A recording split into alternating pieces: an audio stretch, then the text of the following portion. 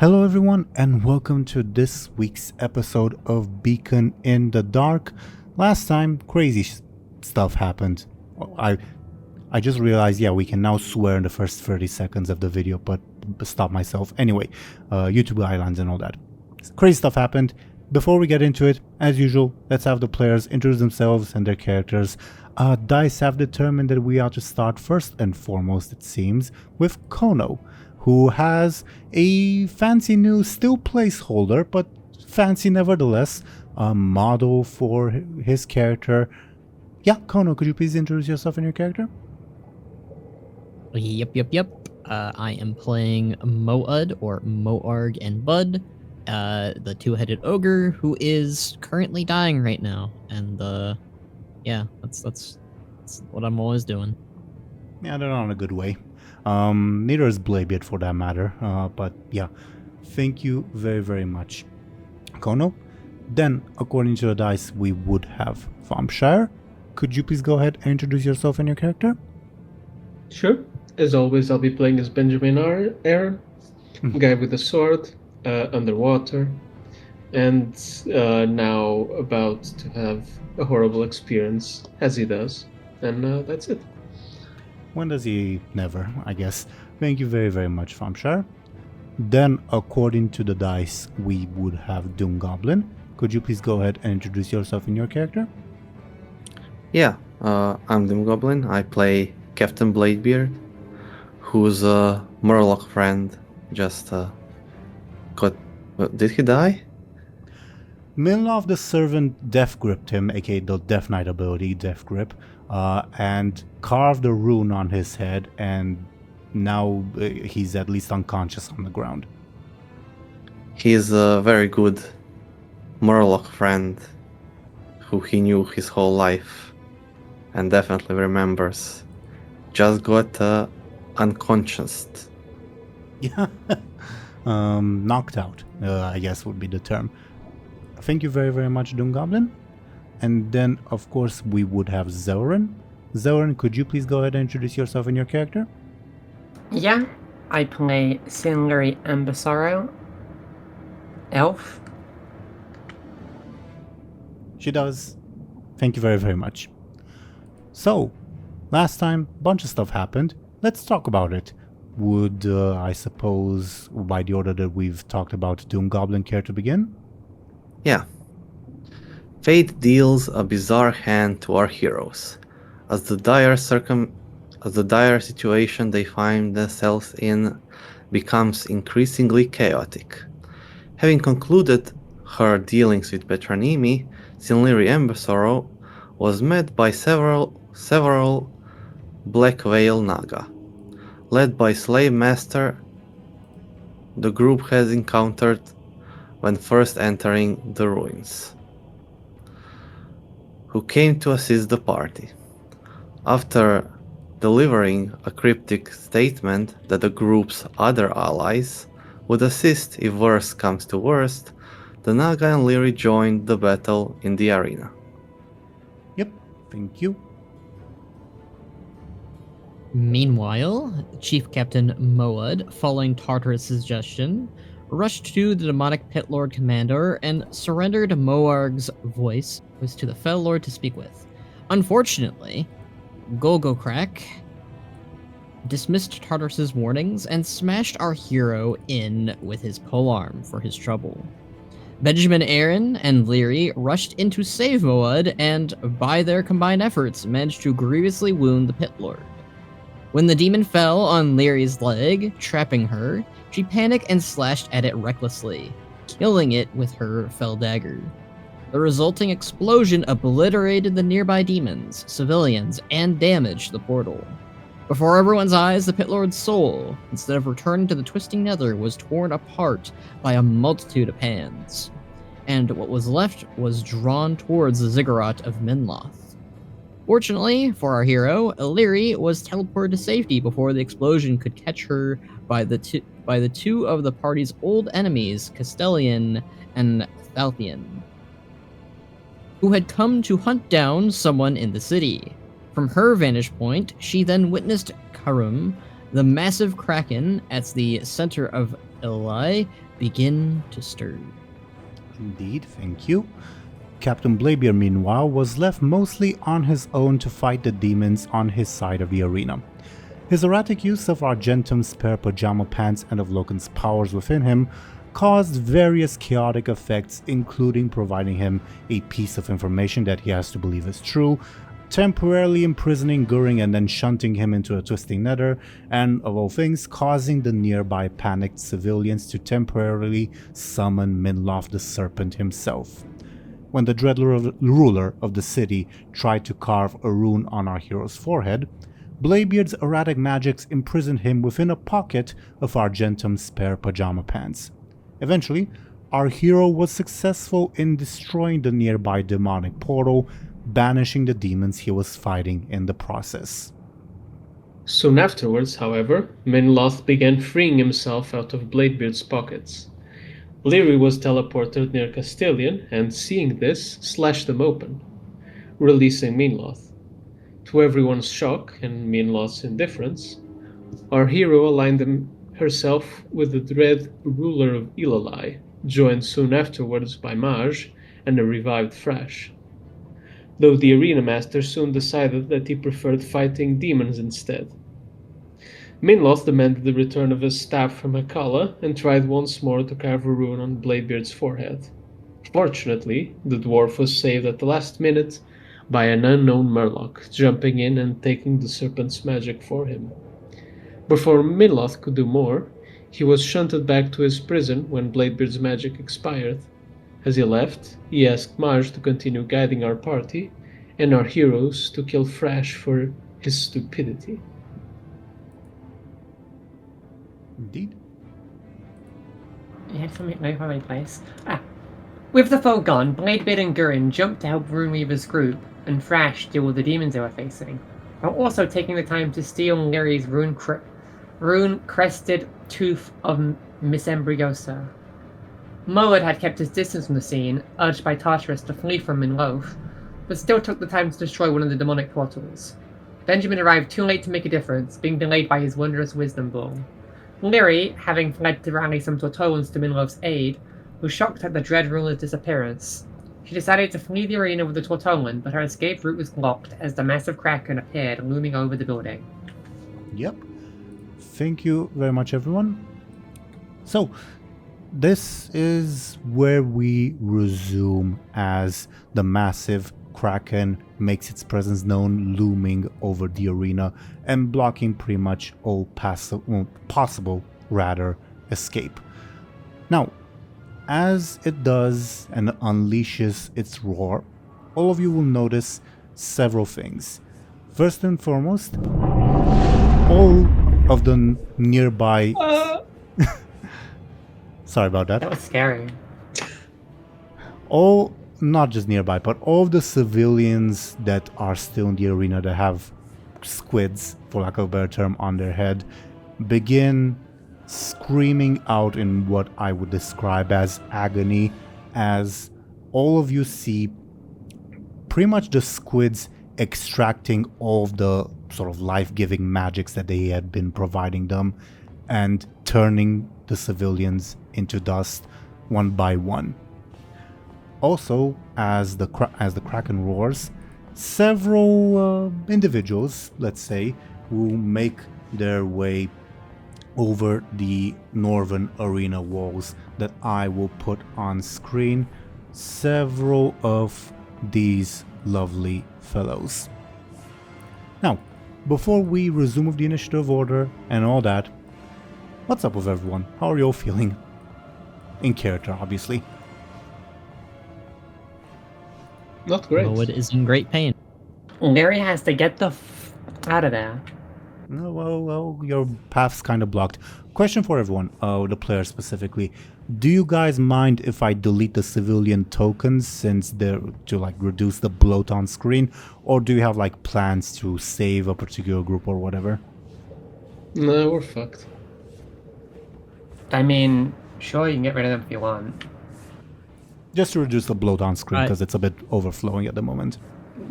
So, Yeah, like, I don't mind. so it's not like lore-wise they all just fucking explode and die, right? They don't explode. They are being turned to your eyes. It looks like their magic is sucked out of them by the squids, and they turn to dust. I think it's fine getting rid of all of them, apart from the one in the Maroon Weaver group, if there is any left there. I can't tell. There's one group. I say keep all of them but that one group, because they're the only ones we can really help anyway. You are close to a group yourself, Lyri, I mean. Mm-hmm. Okay. I will delete the others then.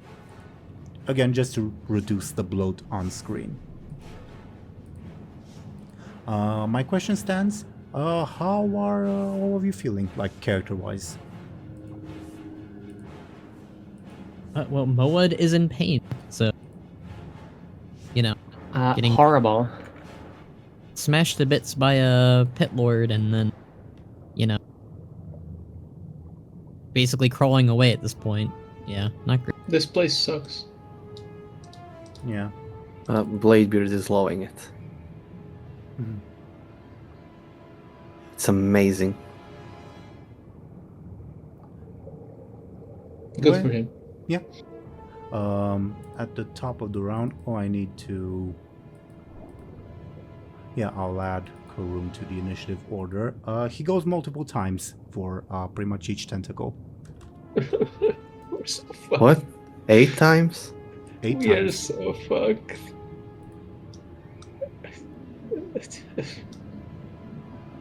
He's on our side. He's on a side, I guess. Where was he on the chessboard? Good question. Since the initiative order is a bit bloated, for convenience's sake, I'll put Karum's tentacles after Bladebeard and Moed's turns. Okay. So, top of the round, as Karum appears, unleashes this primordial roar, the civilians all almost spontaneously die, and the faceless ones appear, and also I need to add them to the initiative order. Karum's booming voice, the Kraken, will yell out in all of your minds, almost deafening all of you. Except for Lyri. Lyri, because you're wearing the crown, you have the option to not hear what Karum is about to say. Your choice. You are aware that you can consciously block it out. Can I, like, quiet it, or is it either on or off? Give me a clever. Okay. I'm assuming this also applies with the elemental lieutenants. It would, yes. Oh. Yep, you have tweaked with the crown, or like used it long enough to know that you can be sort of selective. I will make it a bit less deafening, I think, from Lyri. Karum yells out again in all of your minds, except for Lyri, who hears it at a moderate volume. Leave this city and never return. Surrender the staff and the stone and leave.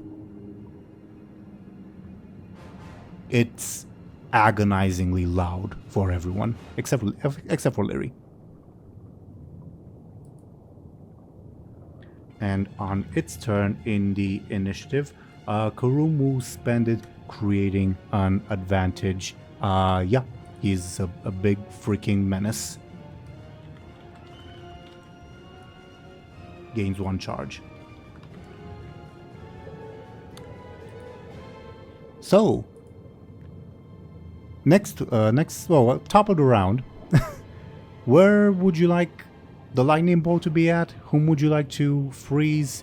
And what? Can I put it on top of myself and hope I die? Yeah. Though, Yeah, you can ask can Hakala, we- but she would say no. Can we put the lightning bolt over Moed so we can get a surrender so he can't die? Wait. Is that possible or is that an exploit? Wait, could you repeat that? Like, if we purposely knock out a player character to get a good concede, that would mean they can't die, right? Is that an exploit? It was like an exploit. You could do it. I would still have some level of control over your bodies, your unconscious bodies, but it's definitely better than being knocked out by, say, Karum. Guys, lightning orb over Moad right now.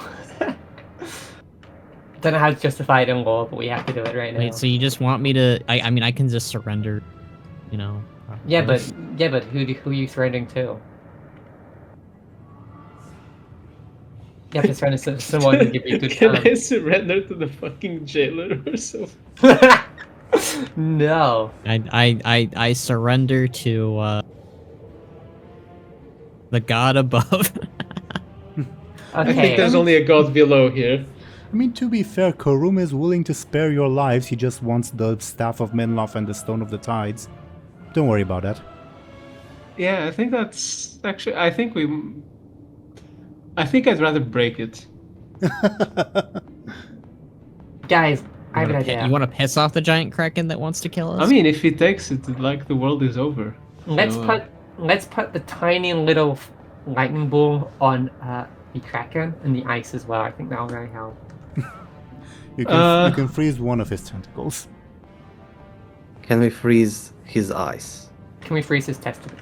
You can. Testicles. Tentacles? You can. Yeah, you can ask Kyrie to freeze his eyes. Yeah, I don't know about the eyes. I think there's a better thing we can do with them. Can we Also- freeze? I will say it is my bad for doing Karum's role before you guys decided whom to freeze and all that. Also, I That's fine. need to add the faceless ones to the initiative order. They will go after Bladebeard and Moad. And the tentacles. What do we do with the lightning ball in the eyes? I have no idea. We We're like should- so moment. You should throw the stone into the twisting nether, and then the kraken will go with it. The Don't we- portals don't we are need- too little. Don't we need that stone to get your crew back? Oh, what if we do like the Guardians of the Galaxy thing and like all hold hands while I use the orb to like kill everyone? We all disappear. Don't you know the ending of the movie? No. Oh, that one, that movie, right. Also, let's take this one step at a time. Let's decide first and foremost, whom do you want to freeze? Where do you want the lightning ball at? And whom do you want the slave master in terms of mooks to stun? Can he stun the tentacle that's above his group? Yeah. Okay. Though because it's bigger than just a group of mooks, he can only do one. That's fine. I feel like that's fair considering all our friendly NPCs are like within one tentacle range.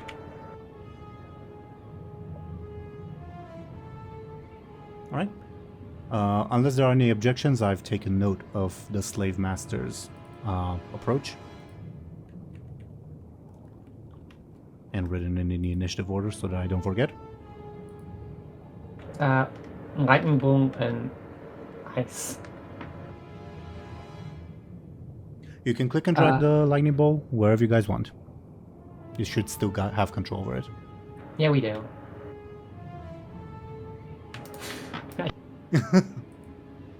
Let me put it on, to the front. Okay. So, God, it feels so useless now, because, like, what do we use this on? I feel like we're past the point of... By the way, remind me, are the demons retreating or No. not? Thank you for reminding me that more demons will pop out of the portals. Thank you for reminding me. So did they kind of ignore the whole they're dying and permanently? Well, they don't know that. Yeah. The only people who know that are those who Wasn't- have already died. Or Oh, right, Pit Lord, rip, yeah. and also the people in the Twisting Nether wouldn't be aware of the events going on here necessarily. Okay. With the dice rolls that I have rolled, more fell guards will show up, this time not polymorphed as the effects of Bladebeard's magic have worn off on that end. Oh god. From both portals. Okay, guys, let's lightning bolt the Kraken, guys, and freeze the Kraken as well. That'd be a really good idea. Sure. But we can only do one tentacle. Can we not just do his body, or is it one tentacle at a time? You can freeze a body part, other than tentacles. It's a big fucking thing. Let's do a brain freeze. An Yeah, external sure, body let's- part. An external But body part. Krakens have like multiple brains or something. Can we just like shoot it at his head? Sure. Kyrie can try. Emphasis on try. Okay. Well, trying is all we really can do right now. Do or do not. Okay. Kyrie will try to freeze the Kraken. Because I rolled Karum's thing first, let's retcon that and say it never happened, because Kyrie's attempt will at the very least give Karum pause for the turn. It might not do so next turn. But good on you for negating one of his advantages. As for the lightning ball,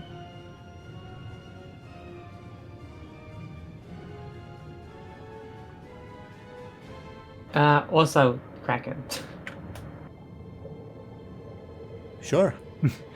Hekala positions the lightning bolt to impede the Kraken. Is this go like basically in attack mode or in anti-spellcaster mode? I feel like anti-spellcaster mode is probably better, considering this thing probably has crazy stats, right? Yeah. It did Maybe roll it a won't- plus 16, yes. Okay, yeah, definitely anti-spellcaster then. Noted. I'll just put it here for convenience's sake. Okay. Hekala, as she does that, following, I guess, either Benjamin or Lyri's recommendations, because you guys are closest, she'd say, "Do you have an exit plan?" Who's saying this again? Hekala.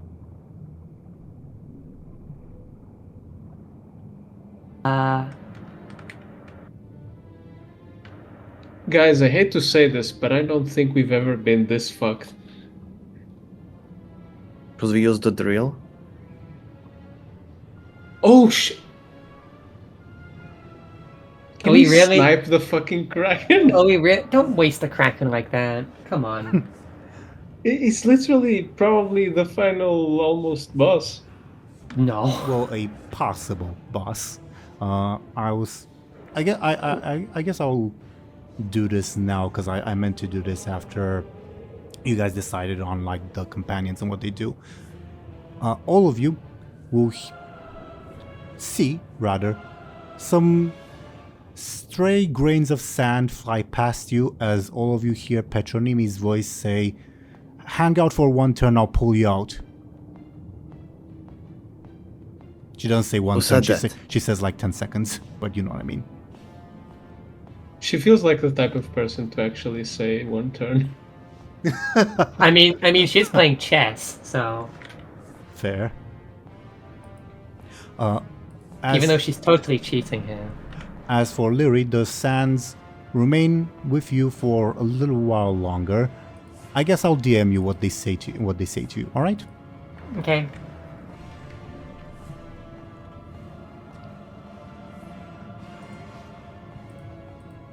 Okay. Well, though I guess it wasn't necessary to DM you that. But okay. Petronimi whispers that via the sands of time in all your years. Shall we resume the initiative order? Or do you guys have any like plans left to make and such? No, we can resume the initiative order, sure. Okay. Thrash, on his turn, completely oblivious to the danger, will attack the newly arrived Fel guards. Let's see how he does. That is a 9-point difference. So Okay, he has +2 a good from me point. and Goring. Thank you for reminding me. So 11-point difference. Yeah, he kills 2 of the fell guards in 1 blow. And he says, "Ha ha ha! Glorious battle! How I've missed this." Harkamoni's not here.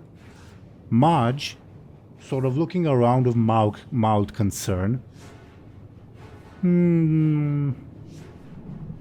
will float next to you, Bladebeard, and says, "Any plans, little dwarf?" Do I look like I make plans? I improvise. Of course. Then, following... Do you have any plans? Only my master's command. So following Minloff's orders, he will attack Thrush with a surprise shadow bolt. 11 to 14.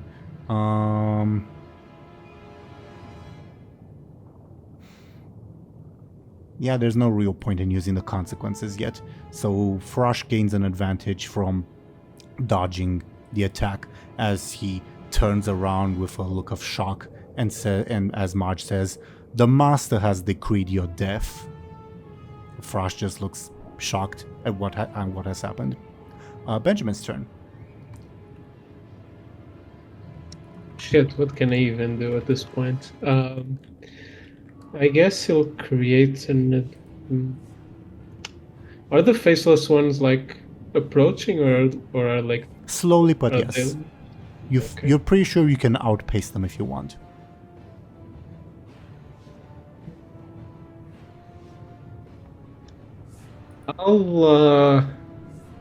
Actually, I'll try to figure out one of the Kraken's aspects. Sure, let me open his thing first. Do we already know one? I believe you do. Maybe. Anyway, oh yeah, you do.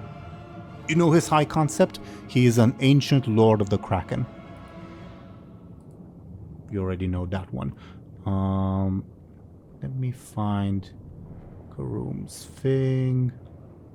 Lots of K's in my files. Okay, so... Difficulty 2 for one of the tertiaries, because it's very obvious. Difficulty 4 for another tertiary, just because it requires a bit of like thinking about it. Difficulty 4 for the trouble, I think. So give me a careful, please, if that's what you want to do. Mm-hmm.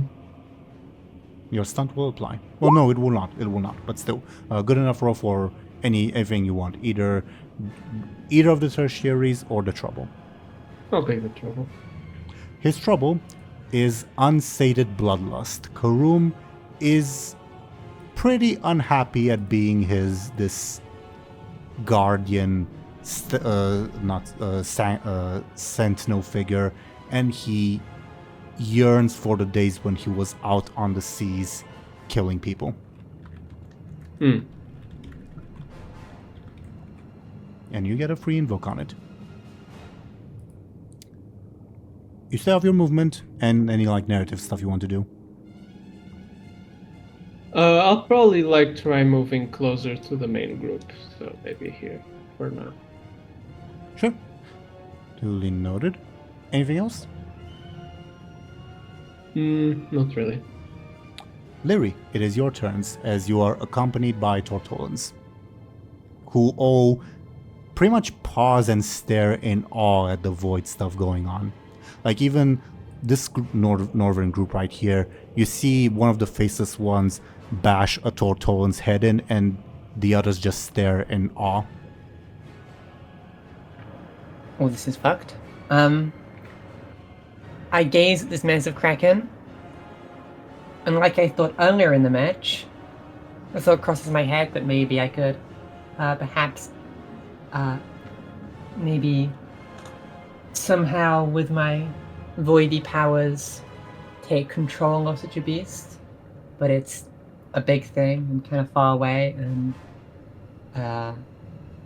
I'd probably get killed by like 5 different tentacles at once if I tried.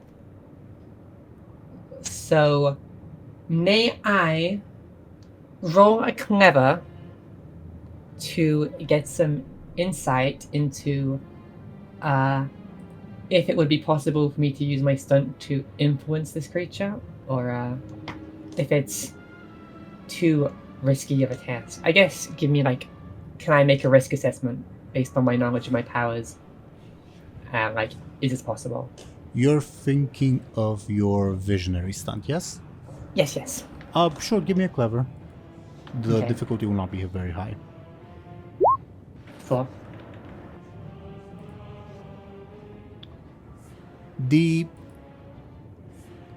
Because it's your stunt, I'll be generous, but still, this is a massive undertaking. You believe you could succeed on physical contact, but it would likely knock you out. Because it will be a massive effort. Mm-hmm. And knowing what Petronimi just said probably isn't worth it. Okay. Well, Operation Brainwash the Kraken is probably a no-go. Maybe not right now, but it's something to keep in mind in the future. Mm-hmm. Yeah. So, I guess if Petronimi is gonna get us out, there's only one thing to do, and that is... Okay, how far away was I from Voltian and Castilian when the Kraken kind of tentacle got in the way? Oh, you didn't make it very far at all. You were swimming up from the arena and you didn't even leave the arena until when the Kraken showed up. Voltian and Castilian are on a hill nearby. Okay, so they're completely out of the arena. They are.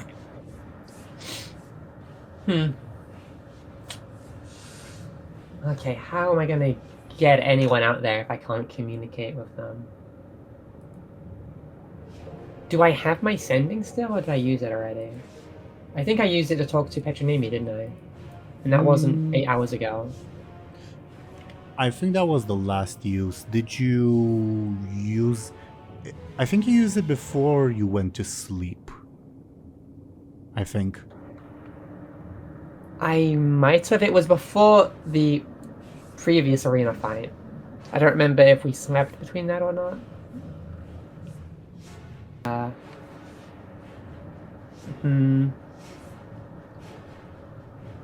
So you fought... I'm looking over my notes because this will definitely remind me. So give me just a second. I'll remember in a bit. I just need to refresh my notes. Because maybe if I could send them, I could tell them to, teleport out. Moed, for example, who is not in a good shape. So you guys did sleep between fights 2 and 3. So that tracks. I think it's possible for you to send a sending, yes? I think, but did I send it before going to bed or after waking up? No, you did after. You did after, right? Because you referenced the chess match, right? My bad. Yes, that's what I was thinking of. Thank so you. I don't Good think memory. It's been 8 hours, so Good I think memory. I'm going to have to figure something out. Okay. One turn. Moed's in really bad shape. Can I use my stunt? I'm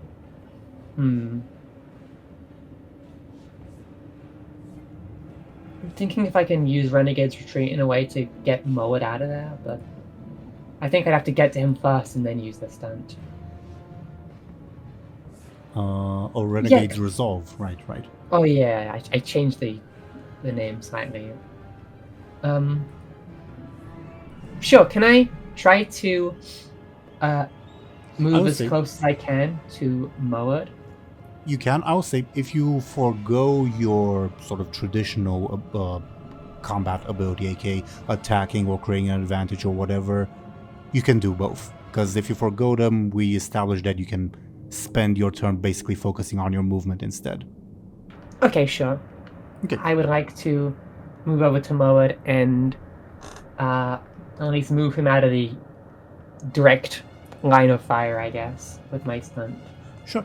Feel free to click and drag yourself, include obviously you don't have control over Moad's token, but I'll click and drag Moad, or Khono can do that, where you would potentially take Moad to safety. Of course, if Moad ascends.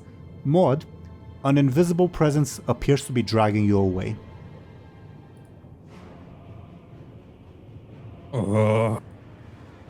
Is that a good invisible or a bad invisible? Good. Now get out of here. Could we blink through the portcullis back into kind of the interior of the arena? Because it's your stunt, yes. Okay, I'll do that then. I think that's probably a safer place than out in the open. So I'll just move myself close to it. I can't really go out of it. So. Yeah, no worries. And I'm Khono. Does Maud assent to like being taken? Yeah, at this given rate, they are not doing so good. Yeah. I would say, Zelryn, for Lyri, this is pretty exhausting. Because blinking is meant to be for yourself only, not dragging something that basically weighs almost like 10 times as much as you as well. Mm-hmm. But still, you, It's fine. To your knowledge, have dragged Maud and yourself out of danger. I think both of us would kind of almost collapse on the floor and kind of try to pull ourselves behind some cover. Anything else on your turn? Nope. Okay. Fellhounds. Any relevant Fellhounds? I guess these ones. Can I get a sneaky from you, Lyri, to see if you draw if your use of magic would have drawn their attention? The lower the roll, the worse, and I'll roll very careful to oppose. They just barely don't notice. So okay, they will just spend their turn nomming on well, actually no, the civilians are dead. So as they pause in confusion at the death of the civilians, they look to their Shivara master for orders, and she stares at Kurum in shock and says and growls something in Eredun. Maud, you understand it to be, slay that creature in the name of Sargeras. Good luck with that above board. But yes, the Fellhounds, following their orders, will swim up and try to attack one of Kurum's tentacles.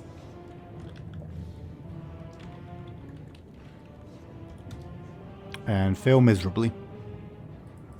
Yeah, the demons are gonna be creating advantages left and right for the Kraken. Enormous presence, I'll call it once again, for Kurum.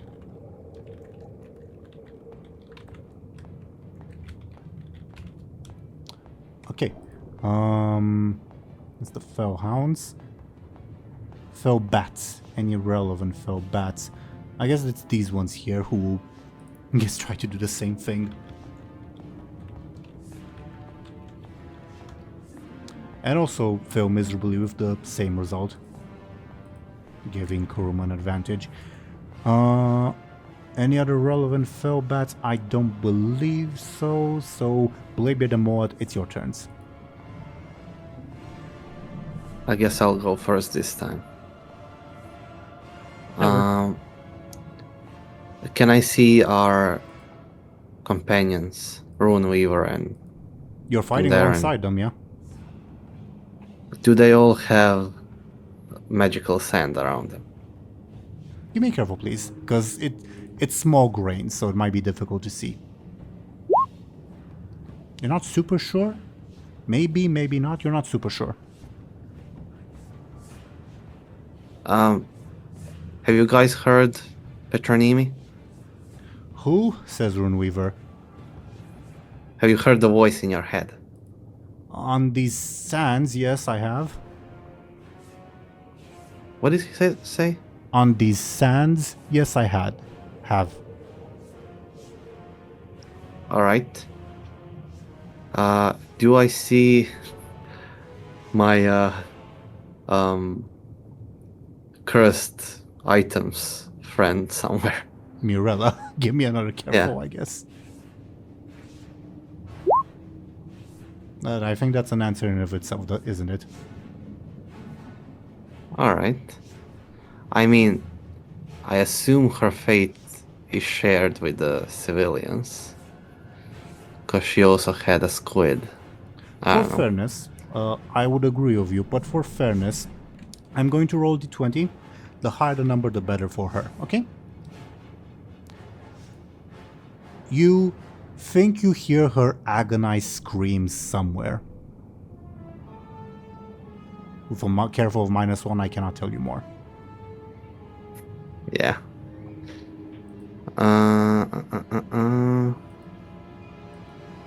Alright.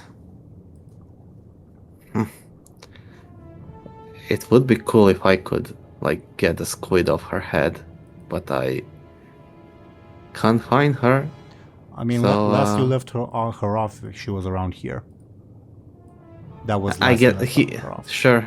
Can I get there? If you roll a good enough quick, which would be, I think, difficulty, let's say 5. 5, and I have +3. Sure. You want to try? 2. Yeah, you can make it to like here-ish.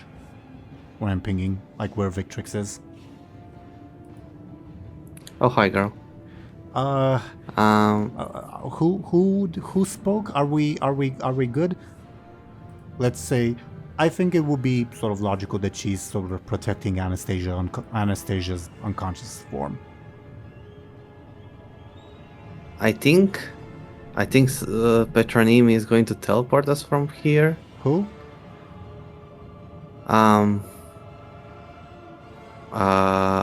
She's a Pandaren, sometimes a dragon. Oh, okay. Anything I can help with? Just don't die. Easier said than done. Aye. I will. I don't know. Can I get into some kind of cover, hide somewhere? Yeah, I would interpret that as a careful advantage, or perhaps sneaky, if you want. Oh, what did you say first? Careful or sneaky, your choice, basically. Oh, I would Advantage. go with sneaky. Yeah, give me please, your roll, please. No, it's a vast, pretty open space, and wherever you look, you would be in the line of sight of someone with that roll. Sure. I should get a better sneak. I should have sneaky as my main thing again. No, I like forceful. I don't know. That's my turn. Okay. Maud, you find yourself inside the arena, having been dragged there by the invisible form of Lyri, presumably to safety. It is your turn. I don't imagine you can do much, but it's still your turn. Let's say, can I create an advantage then? That's Good thinking. Relating to what? That's a good question. I mean, he could. Rallying wouldn't really make much sense in his current state. That's not gonna. Feels like it's gonna be an anti-rally if I do that.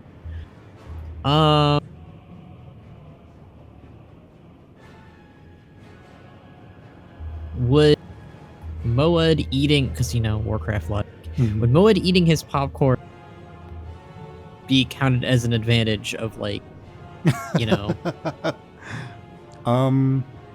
Maybe not in the World of Warcraft sense of restoring your wounds necessarily, but it can give you mental fortitude. Sure, let's go with that. Sure, let me think of what that would... Morale food. Does that make it? Well, let me see what you need to roll. I guess careful, trying to... do you have any arguments for clever? I don't quite see it. I don't know. Do you have any arguments? For it being like clever or Or anything else? I mean clever probably makes the most sense, really. Could you... That or flashy. Those are the only two I could think of. I don't believe it's flashy, because you're impressing yourself is not... Can you give me an argument for clever? I mean, specifically for Bud, eating food is like how he always kind of makes himself happy or able. Okay, sure. So, Careful or clever, again, your choice of which one of these to roll. Is Tartarus eating as well? I imagine the bud if head he is eating. wants to. Or, I don't know. If he- Mhm. It's one of those things where it's just like you know. I mean, I imagine demons also eat, so. Well, funnily enough, Tartarus, you gave him your voice, not your mouth. So...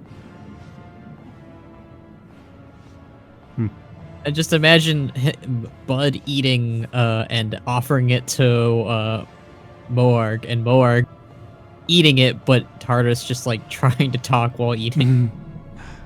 Yeah, you shove food down to Moarg's mouth, and Tartarus says, "We need to stop!" As you drown him out, basically. What would do? Give me a clever, please. That is enough for one charge on an advantage. What would you like to call it?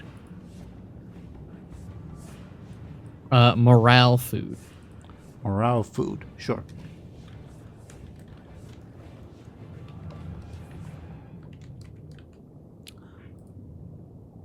Moad begins eating.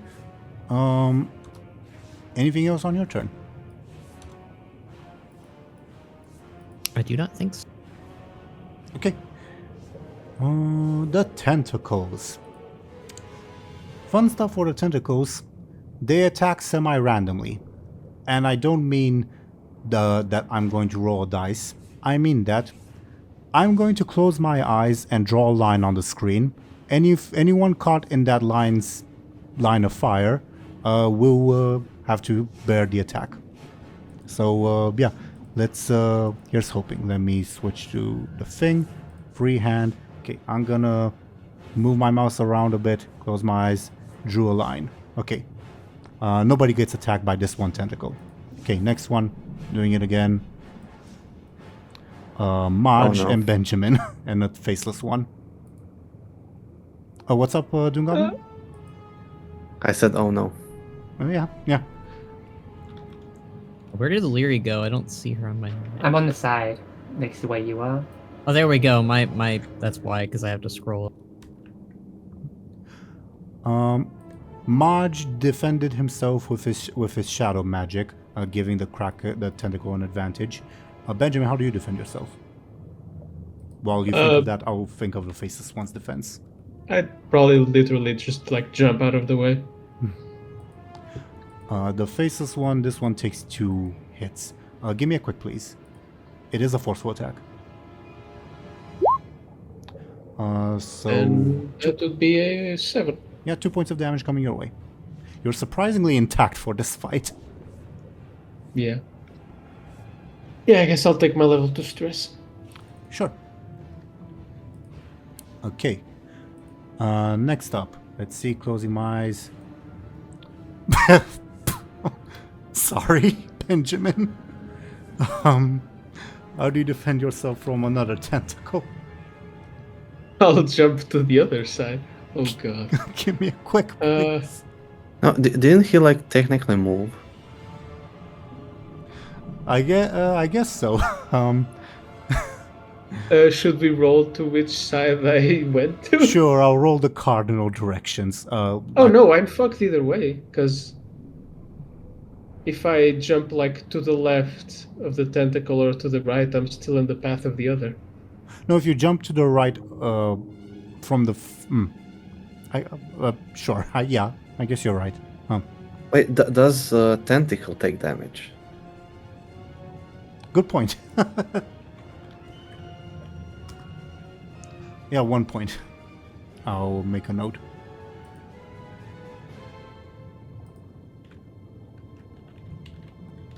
Yeah, I jump. Yeah. Give me a quick, please. Okay. Guess my level 1 stress. Okie dokie. Oh, clicked on the wrong thing. Okay.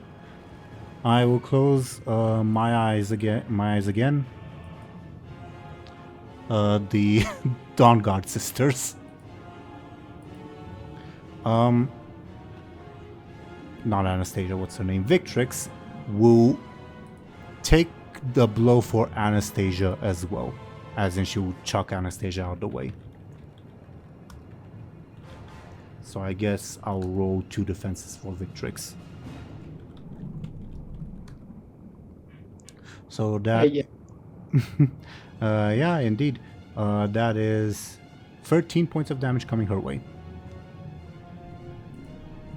As she is... So What's up?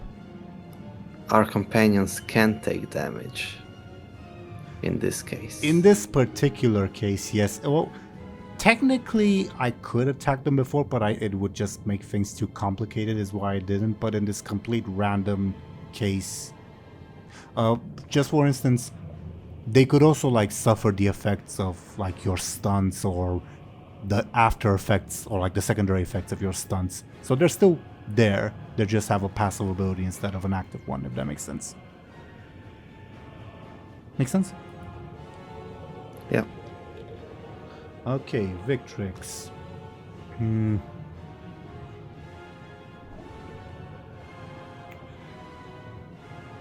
I guess her level 4 consequence, her level 6 consequence, and her level 3 stress. I guess summing both of those up. Okay. Broken back, I'll call her level 6. Because it's pretty bad. And her level 4, I'll call it smashed. Okay. But she does chuck Anastasia to safety. Benjamin, feel free to also click and drag yourself before I roll the next tentacle. Okay. So 1, 2, 3, 4, 3 more. Okay. I will close my eyes again. Did that hit anyone? No, it did not. Okay. So 2 more. Closing my eyes again. Wow, that was close. It hits the faceless one though. It's a shame that all the demons are in the corners. Kinda. And it dispatches this faceless one as it crushes it underneath. So 1, 2, 3, 4, 5, 6. One more. And I'll try with my eyes closed, which means that I might fail to aim for the corners. I kinda did. Yeah, I guess. Yeah, it hits Bladebeard, Rokri, who's dead anyway. The portal, fell guards, and the cannons. And don't. The pink gave you away, DoomGoblin. But yeah, DoomGoblin, how do you defend yourself from Karun's tentacle? Can I try to like stab it and maybe it will like feel pain and recoil? Yeah, sounds clever. What? I'm trying. A bit really Clever or hard. flashy? Yeah, sounds clever or flashy. Unless you have an argument for a different one. I would say that stabbing something would maybe be forceful. The intent you ascribe to it is clever or flashy. But sure, I can see forceful as well in this particular case. Alright. Alright. Let's see it. Do you have any stunts that help you? It's not magic. Right? It is not, it is just a tentacle. Yeah, I suppose so. So 4 points of damage coming your way. I will use 2 arcane saber advantages. Sure. I will use just one advantage to, at the very least, take your stress box. I will use a fate point. What are you invoking? Let's say I sailed all over the world and faced Kraken before, maybe. I mean, canonically, you guys have, yeah, in season 1. Yeah, and who knows, maybe even before that. But yeah. I'm down with it. Okay. You block the not block, but like force the tentacle back by making it recoil in pain. It does get an advantage as it definitely at least forces you on your back. Okay. Who else does it hit? Felguard's portals and the other demons. Okay. Felguard. That group is obliterated. Portal. That is 9 points of damage coming the portal's way. Okay. It will take, I guess, its level 3 stress and 6 consequence. I guess this will be portal 2 by this logic. Pulling instability. Sure. Okay. The Siege Master. Let's see how he defends himself. Not +0. I rolled the wrong thing. He defends himself with a similar method to Bladebeard's own. Still, the tentacle gains an advantage, and the fell cannons are obliterated. Okay. So yeah, these tentacles cause a gigantic mess, and it is not over yet, as the faceless ones will also now swoop in.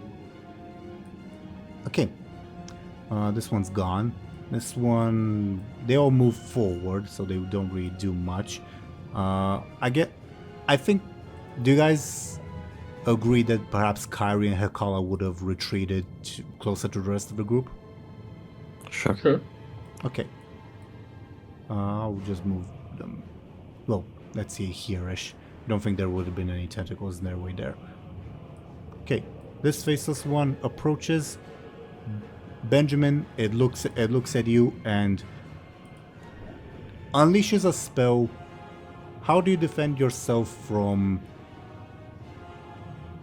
how should I basically, it's trying to mess with your mind by causing you visions of intense pain. How do you defend yourself from that?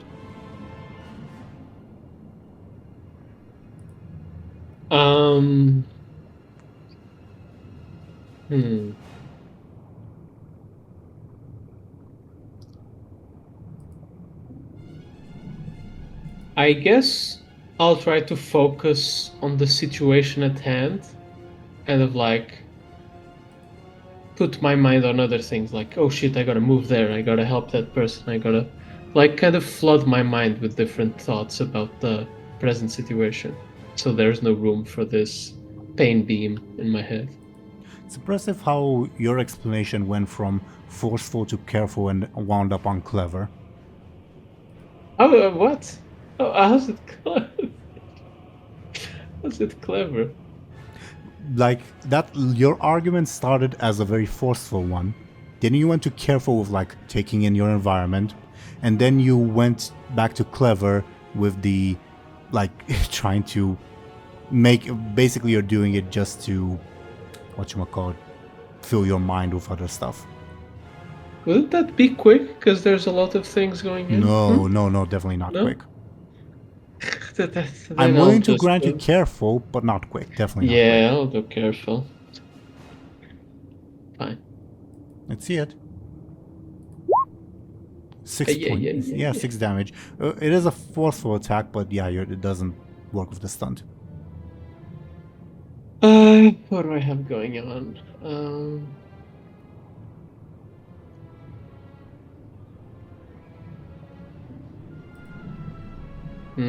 Use the cake. No. If Moa did it under worse circumstances, come on. I'll use one of my guessing games to bring it out to a 4 and do my 3 stress and 2 consequence. Not your level 4 consequence? Sure. Okay. Makes sense to me. Your level 2 consequence is headache. As at the very least, the Faceless One succeeds in its more temporary goal of causing you a big headache. Temporary still. That's the Faceless Ones. Felguard. Per the orders of the Shivara, the one group will attack a tentacle. Failing miserably, giving the tentacle an advantage, because of course. And the other group will charge at Thrash, which probably will not go very well. Yep, of course it doesn't, as Thrash gains an advantage. It's another skilled evasion for simplicity's sake. The Tortolans will skip their turns as they're in awe at everything, even as they're getting butchered. Fel Cannons, none of them left. Gurren. Can we see the mouth of the Kraken? Yes. He will charge in. Lovely. Can I get a quick to see if he gets there before the end of the turn?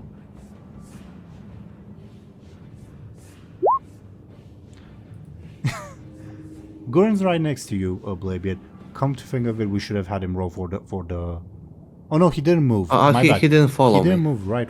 My bad. If anyone were to look at Gurren, you'd see him ineffectually try to swim up and fall back down to the ground because he's too heavy to swim up with that roll. Can he at least create an advantage? Yep, he can. Yep. I was thinking, maybe since he's a warrior, can he like harness his rage? Sounds clever. Clever? I'm joking. Forceful. Oh, alright. I mean, I wouldn't be surprised. Enough for one advantage.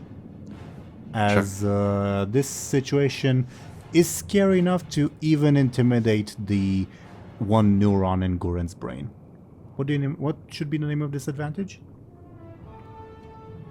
Oh, something with rage. I don't know. Inner rage. Rage on. Oh sure, rage on. What? Rage on was Sure. What did you say? inner rage, which is a warrior ability. Maybe for next time. Maybe. Anything else on Gurren's turn? Nope. Thompshire, do you want the wisdom ball to do anything? Yeah, shoot the tentacles. Okay. Let me open up its thing. 20. I think that is something. Let's see what it is. It's a bad piece of advice. So what is a bad piece of advice? What's Gurren is doing? There are multiple legends that where charging into the Kraken's mouth is the best way to deal with it. I suggest doing so. It says to you. Wonderful. Indeed. And top of the round, all of you see those little sands that were there previously begin floating around you at an accelerated rate, and all of you see arcane magic closing in around you. Do you oppose this in any way, or do anything to not have this happen? No. Can Bladebeard use the hourglass to turn them off? Not saying that he would, just is that an option? Can I get a clever from you? Awesome. Definitely. I was thinking maybe you can turn someone's off, like if he doesn't like someone to have them stay here, but I don't think that is the case. So no. Khono and Zelryn, anything from you, from the two of you? Like, are you opposing this in any way? Nah. Does Moad sense any elemental shenanigans in this sand? Give me a careful. It'll be an easy roll, but give me a careful. The answer is no. Then no, I mean, not what can Moad do if there's no like elemental stuff going on? Sure. So, I will ask for your patience for a little bit as I go delete a bunch of these tokens, as all of you will be teleported away. But congratulations on surviving basically what I designed to be a fight that was supposed to be difficult, but was supposed to like get even more difficult if certain bad conditions were met. And you guys met all of the bad conditions at the same time, aka you survived the hardest possible fight. Nice. That's horrifying. Yeah. But good job.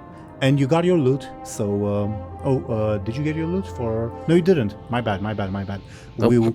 We will resolve the loot shortly. But once again, I ask for your patience to set everything up. And... What's up? Is there... I don't know. Should I wait for you to complete the thing? I'll ask you a question, because worst case scenario, I'll tell you, give me a second, basically. Yeah, I was like going to ask, is there someone we don't see get teleported, or someone surprising that gets teleported? I'd ask you to give me a careful, if you will.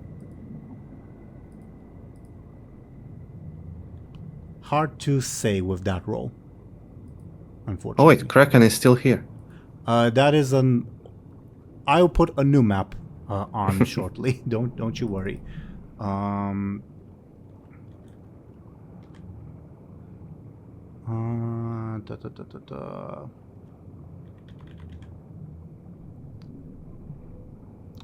Yeah, I will put on...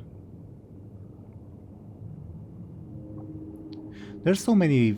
I searched Elalai map and there's just so freaking many of them. This one. This is basically a generic map that I've made for like any of the possible like random encounters or whatever that take place in the more like outskirtsy area. So this you might see this map a bunch more times. So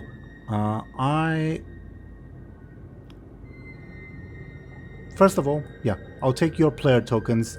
You guys are obviously teleported in, as well as your companions. Kyrie, Colin the Wind Serpent, Gurren of course, and the Naga. And these two. And I'm gonna roll.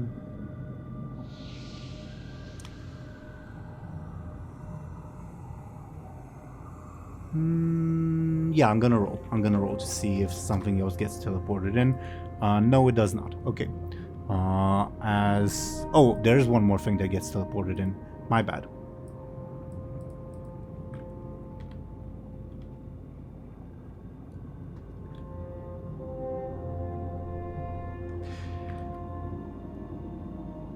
It will be The Kraken.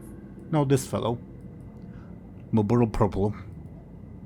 Your good friend. Lover, maybe? What did you say? / lover, maybe? We're not going with that storyline. We're not going with that storyline. We're going with the one that Khono proposed for the guessing game. Okay. And all of you find yourselves before these two individuals. It's pretty obvious that Castellion is the one who teleported you away, as he is also aided, and that's why he was able to do so many of you, by this fellow. Is fellow gender neutral? Sure, whatever. Maybe. Okay, and yeah, all your group, including the Murloc, find yourselves over in front of Castilian, Faultian, and Petronimi. As for the ones with attentive eyes, it's pretty clear that Faultian and Castilian were sort of accelerated in time so that they could succeed in teleporting you all swiftly. As the spell winds down, and Petronimi says, "Oh, I think that's everyone. Might have missed a few." Lyri will immediately tell Void Blink to their side. You can click and drag your token if you want. Oh, cool. And yeah, and Petronimi says, "Are you all right?" And Faultian says, "We're waiting for our thank yous." Thank you. Thank you. Who are these? Asks Rune Reaver. These are our friends. Evildoers and a bronze dragon. Evildoers? That's a bit rude, considering they just saved our sorry hides. Well, in case you don't remember the times they tried to explode us. You wound me, Mr. Benjamin Aaran. I have never tried to explode you, says Faultian. Castilian just says nothing. But yes, we are your temporary rescuers. And Petronimi turns to you, Lyri, and says, "Thank you for doing what I asked you to with the serpent. I have what I promised in return. Information on your father." Okay. And she produces basically a small notebook and says, "You'll find his fate as well as the fate of..." She whispers to you, but she whispers it audibly enough. Basically, she's trying to pretend to be sneaky as to how to get the ephemeral orb as well. Like, do we hear this, or Yeah, you do. does Kyrie also hear this? Of course she does. And she marches forward and says, "Petra, I ask that you explain yourself right now." "No, I'm just doing my duty, Kyrie." What part of your duty involves this, or involves manipulating time like you did with our fate back on that one island? What part of your duty takes you to this place? I rescued your life. You should be thankful to me. Kyrie looks around to see if anyone is sort of supporting her. Benjamin we kinda had it just, handled.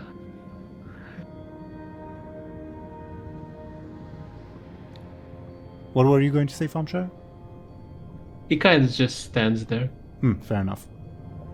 And but when you say that, Bladebeard, Petronimi says, "No, you would have died in all of the possible time ways unless I pulled you out."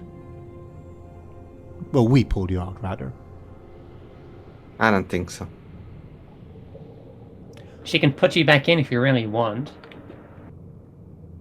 Hey, whose side are I'll you pass. Obviously not ours. No, Petronimi says, she did what I asked her to do, what I asked her to do earlier. If you have any blame for her, you can blame it on me. Who wouldn't want to rescue their parent? She gives a side eye to Kyrie Gosa, who glares at her. Artus? What? Says Petronimi. He wouldn't want to rescue his parents. He killed him, right? Arthas is not here. But you ask who? this group?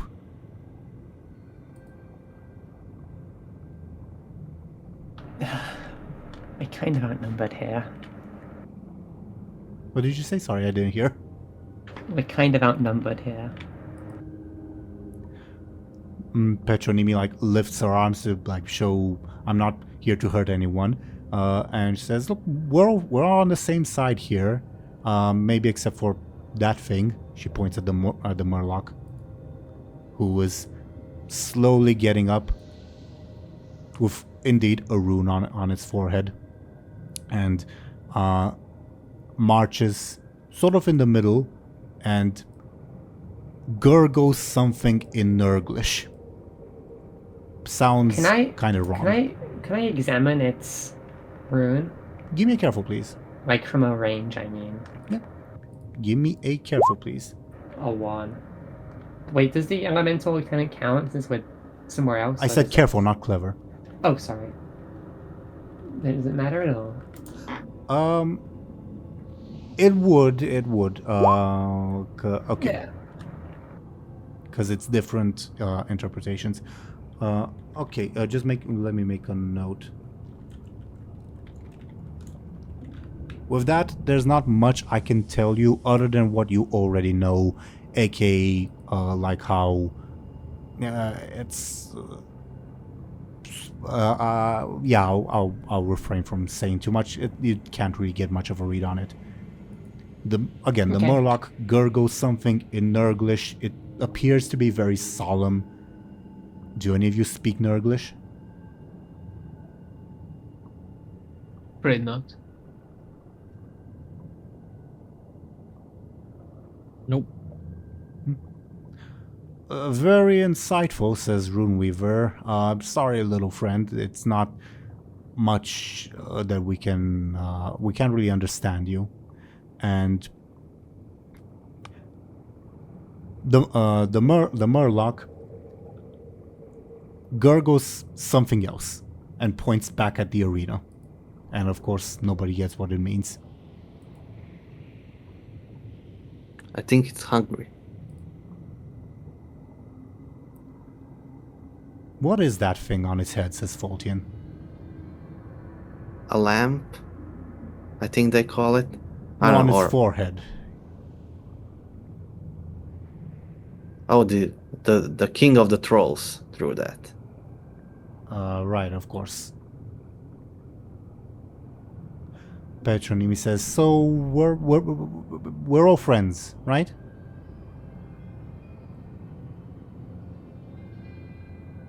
I think so. Best friends. Quite. What do you guys want with this place, anyways? Petronimi says, it's complicated to explain. Just rest assured that your actions will influence the fate of Azeroth for the better. For the better. She's a dragon. She only wants what's good. What? Does Deathwing only want what's good? He doesn't want anything nowadays. You know what I meant.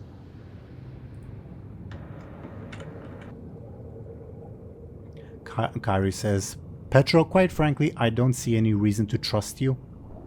I've rescued your lives. I haven't done anything hostile towards you. Except entrap our friends here in time until you got an outcome that you wanted. Yeah, that's not hostile. It didn't harm you. I have no intention of harming you. My head hurt. And at this point, I think your hat will begin screaming and demonic. Thank you for reminding me. Startling. I said my head hurt, but alright, yeah. Yeah, but you reminded me. Thank you for reminding me. Can I stab it with a soul draining dagger? You can? Yeah. You stab it with the dagger. Lyri, Hey, wait a minute. I'll say, Zelryn, because of Bladebeard's stunt, you can't... you're not able to tell that Bladebeard stole it. It's just that Bladebeard has it. Okay. Bladebeard has it, but he didn't steal it. He acquired it somehow. Yeah. Could you bring that back? I didn't realize I dropped it. But yes, you do stab your hat with the dagger and it silences itself. Was that necessary? Says Petronymi. And What? It was getting annoying. the Murloc says something in Nurglish that points at the dagger. Maybe Bladebeard isn't the best person to have that kind of dagger. I think you should return it to me. And you No, are. thank you. Excuse me? I didn't realize that because I dropped it, someone can just take it up and possess it forevermore now. That's usually how things work, yes. Well, I don't think I'd feel comfortable with you having it.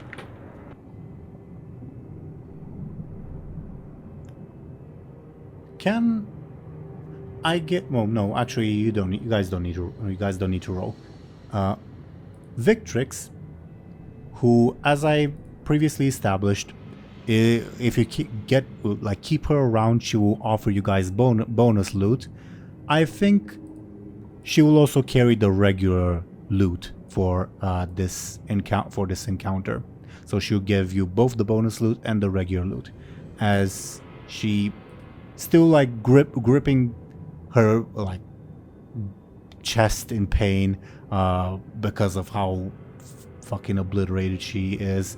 You see, first and foremost, she has managed to save one civilian, a troll, who looks around utterly confused and sees Moad and his popcorn bag and points at it.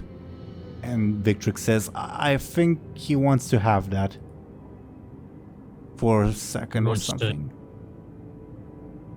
He just wants to borrow it, right? Not steal it forever. Zujimi promises, says the troll. Okay, so long as you promise. For saving me, thank you. So More. he doesn't have a squid on his face? Correct. Okay. Isn't he a skeleton? Yes. Okay. Mod, here's the bonus loot that Victrix acquired. Zujimi will cast a brief spell empowering your popcorn bag. Now it can produce all possible junk food that can fit in it. So not just popcorn. Ow! Yeah, but again, only stuff that can fit within it. As for your regular loot, Victrix says, I took the liberty to ransack the big fellow's treasury to sort of explain why she has it, and she will produce the loot. First and foremost, she opens a mini portal out of which comes this thing. Don't know how much you guys can see, as well as something else that she says. To Bladebeard, I think Thrash meant to give this to whoever beat him. This thing that you definitely recognize as Anchorbeard's anchor. Is that just an anchor? No, it's Anchorbeard's anchor. And Oh, what is okay. this other thing? A pile of hay? Pile of gold. Where is it anchored? How heavy it is? The pile, No, the anchor. smaller than an actual anchor, but because you're not used to carrying it, if you were to try, you would bend over to carry it. In your beard, I mean. But if you try to carry it regularly, weighs I don't know, 20 to 30 kilos, something like that. Sure, I think would be 60 to 70 pounds in American units. I'll put it in the bag of holding. Yeah, of course, it's everyone's collective loot, so do you guys let me know if there are any objections to Bladebeard taking the anchor. I don't imagine there would be, but yeah. Oh, not from Mo. And as for the pile of gold, feel free to divide that among yourselves however you wish. I will roll a number to see how much gold is in there. I think, yeah. 2,183, which is a bit on the lower end, but still.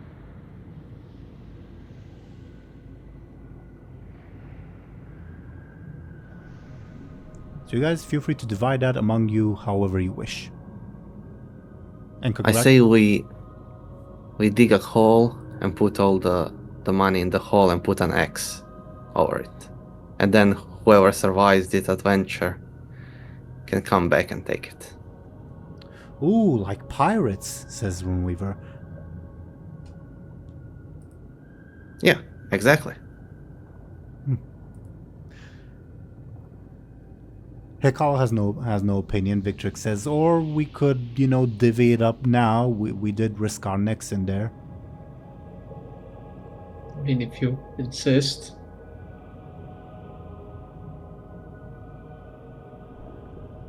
Board up to you guys. You guys are the winners who have beaten the Serpent Arena. I just find it funny that the bad guys are just staring at us dividing up money. So where exactly are we? You see that you guys are on the hill close to the Serpent Arena. You see the Kraken obliterating everything that is inside pretty much indiscriminately. I see. You're fairly close, close enough to see it, fairly closely at that, but not close enough to draw the Kraken's attention, unless you do anything. I thought that the tentacle guys don't want people dead. Petronimi says, well, with things that go from bad to worse, it's more for an emergency cleanup on their end. So, if I got it right, this Minlaf is eating the souls? A manner of speaking. And Kari says, Petra, you've dragged us into this. Tell us what we need to know. Petronimi says, look, I can't go into too much details, but yes, killing would empower Minlaf the Serpent, and I cannot say more. Why is that? Because if I say more, it might change your future actions. Petra... But... If What's wrong with you guys? She just saved on lives and you're interrogating her? What's wrong with you? Why are you on that side? Why wouldn't I? They just saved me. And They just saved you. And, well, I gave her what she needed to know about her father. And the other thing? What other thing? The ephemeral orb? Oh, the ephemeral orb. What? It should be given to the bronze dragonflight. Didn't you basically desert the dragonflights or whatever? No, I'm very much an active member. If I say so myself, and I think this is a good time as any to, as you'll hear a voice say, I beg to differ, as basically another figure will emerge from nearby. It is, out of all things, this elf. Oh no. Oh no. Another very reputable bronze dragon. As this elf says, my name is Kairos Dormu of the Bronze Dragonflight, and you, Petronimi, are a renegade who stole something of grave importance from the flight. Well, the future flight. You understand. Petronymi looks shocked and says, Kairos, we agreed, and Kairos waves his hands and Petronymi dissolves into sand as he says, as I thought, she's not even here. Well, not truly here. Greetings. She turned into quicksand. Lyri kind of shoots a look at Faultian and Castilian. They look confused, utterly confused. Well, Faultian does. You don't know what Castilian looks like. Does anyone else want to show up? I don't like sand. It's rough and coarse. It's everywhere. And Kairos Dormo would say, I tend to agree. I am, as I mentioned, an agent of the Bronze Dragonflight, and I am very much interested in dealing with these two rogue dragons that I believe you have met. I would like to accompany your group until the matter is settled. Rogue dragons. Yes, renegades, whichever definition you prefer. I'm also a rogue. Quite. Pleasure to make your acquaintance, Captain Bladebeard. And I guess he would go to shake your hand, sort of circling around. Sure. Ms. Lyri, he extends a hand towards you. I wouldn't touch that. Ignores Bladebeard's warning. If you're from the future, why are you doing this? Well, I'm also from the past. Technically, this is me in the present. But it will also me. I know thing. Yes. What was your question? Why are you offering me your hand? Do you know what I do in the future?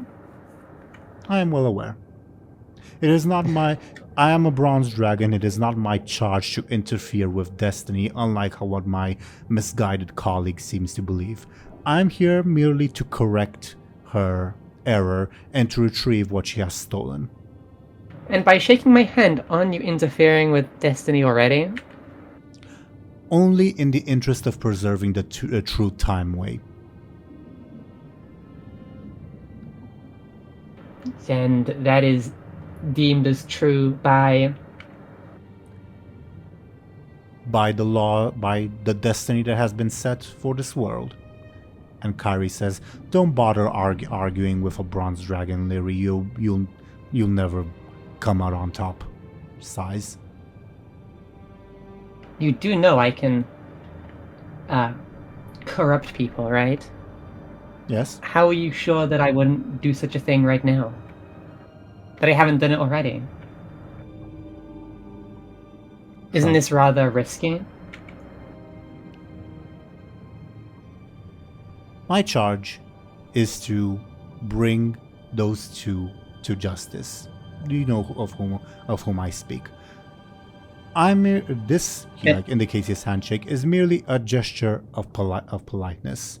If you wish to ignore it, he retracts his hand. That is perfectly fine. I'm merely trying to accommodate your mortal idiosyncrasies. Lyri will put a hand out, but she'll be kind of glaring the whole time.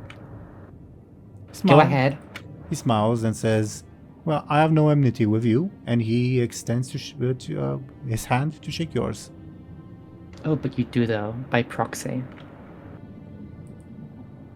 But not directly, and that is what I believe matters most. You do realize that makes you my enemy, right? I hope not to be. Again, my charge is simply to preserve the time ways.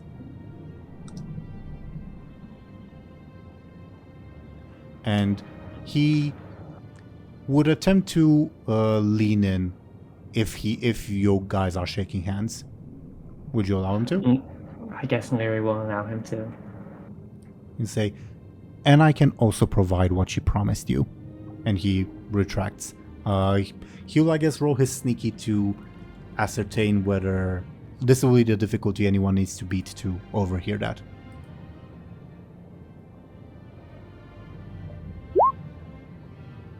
Bladebeard does not. Anyone else? Can want I to roll forceful? What for? I don't know, to hear what he said. To He force forcefully your- like pries his ears open with his fingers. Something like that. Unfortunately, not. Anyone else would like to hear to try to overhear? To roll to try to overhear? My bad.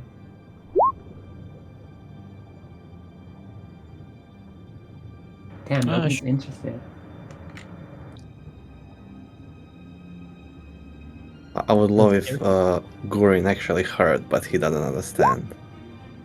Yeah, you guys are speaking in common, yeah? Benjamin, do you want to make an attempt, or shall we move on? We can move on. Okay.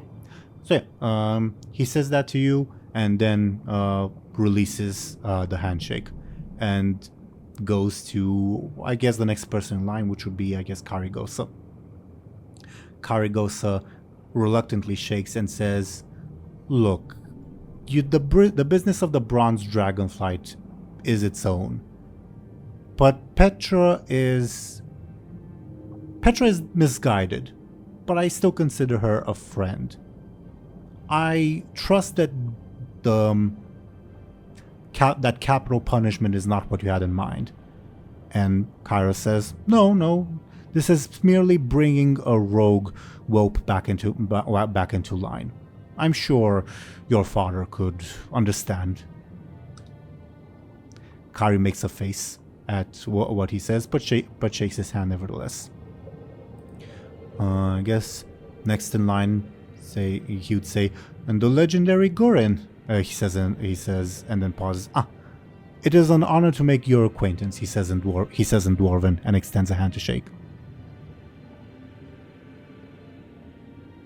Do I decide if he shakes or not? I'm inclined to believe that Gurin would shake, but if you have any objections... No. Yeah. Okay. He would approach the Naga, who would hiss at him, so he'd back off. Then he'd shake Victrix's hand, and then go up to Moad and say, "And the redoubtable warlord of the Gorduni himself." Oh, was that a spoiler? He smiles. Pleasure to make your acquaintance. So I'm going to be that again? Who knows? Well, I guess we are going to be that again. He's kind of... Are you still there, Fellord? You can probably leave now, right? Why should I, creature? He says in your mind. You can stay, but just let my brother go.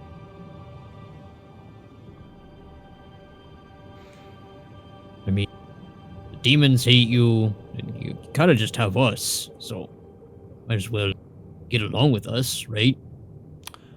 Can I get your choice, Khono? Careful or flash to see if your arguments carry weight. What my stat?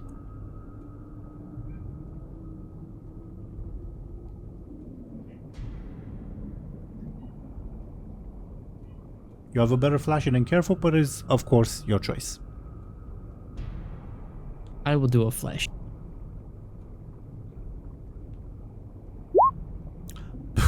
Good job. As he reluctantly gives Moarg his voice back and says in your mind, Moad, he says, "Our continued survival means that I will cooperate. But make no mistake, creature. When this is done, I will personally lead the armies of Sargeras to burn this world to a crisp." All right. But as long as we're working together for now, we might as well, work things out, right, brother? For now, he emphasizes. And above board, yes, Moarg's voice is returned to him. Oh, that could have gone better, brother. Yeah, I'm kind of hurting, actually, a lot right now. Do you shake Kairos Dormu's hand? Yeah, Moed would. Sure. He nods, smiles. He then goes to shake Hekala's hand, and Hekala looks to you, Benjamin, for your opinion. Benjamin shrugs. Yeah. Okay, then Hekala would do the polite thing. He'd then give a nod to the wind serpent, and then circle back to you, Benjamin. And he says, "The ever cautious Benjamin Aaran. Pleasure to make your acquaintance." Benjamin kind of narrows his eyes and reluctantly shakes his hand. And Kairos Dorm would then proceed to do the same with Zhaoqi. Zhaoqi's just excited at everything going on. She's been painting. She looks up, shakes his hand, and then returns to painting. And then goes to Runeweaver. Runeweaver is similarly cautious, looks to Kyrie for insight. Kyrie just glares. So Runeweaver shakes Kairos Dormu's hand as well. And Kairos Dormu says, "So, as I mentioned, I am currently in the process of tracking down those two renegades. I could greatly use your help, especially given that they seem intent on meddling with your fate as well. Would you care to join me?"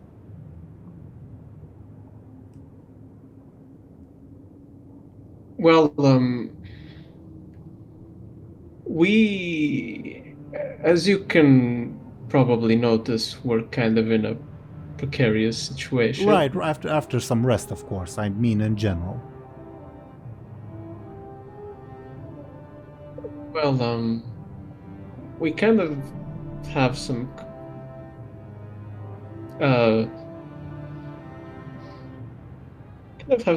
compromises with the current war.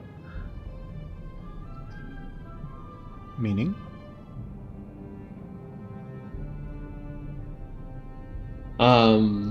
It's kind of a long story. I believe they kind of want us to go to war or something. Oh, don't get me wrong. This will not derail your further dealings with the current war. This is merely while pursuing your business in the city, being on the lookout for my renegade cousins. And Sure. and then? What will happen to them? Well, I hope to bring them to justice and stop their meddling.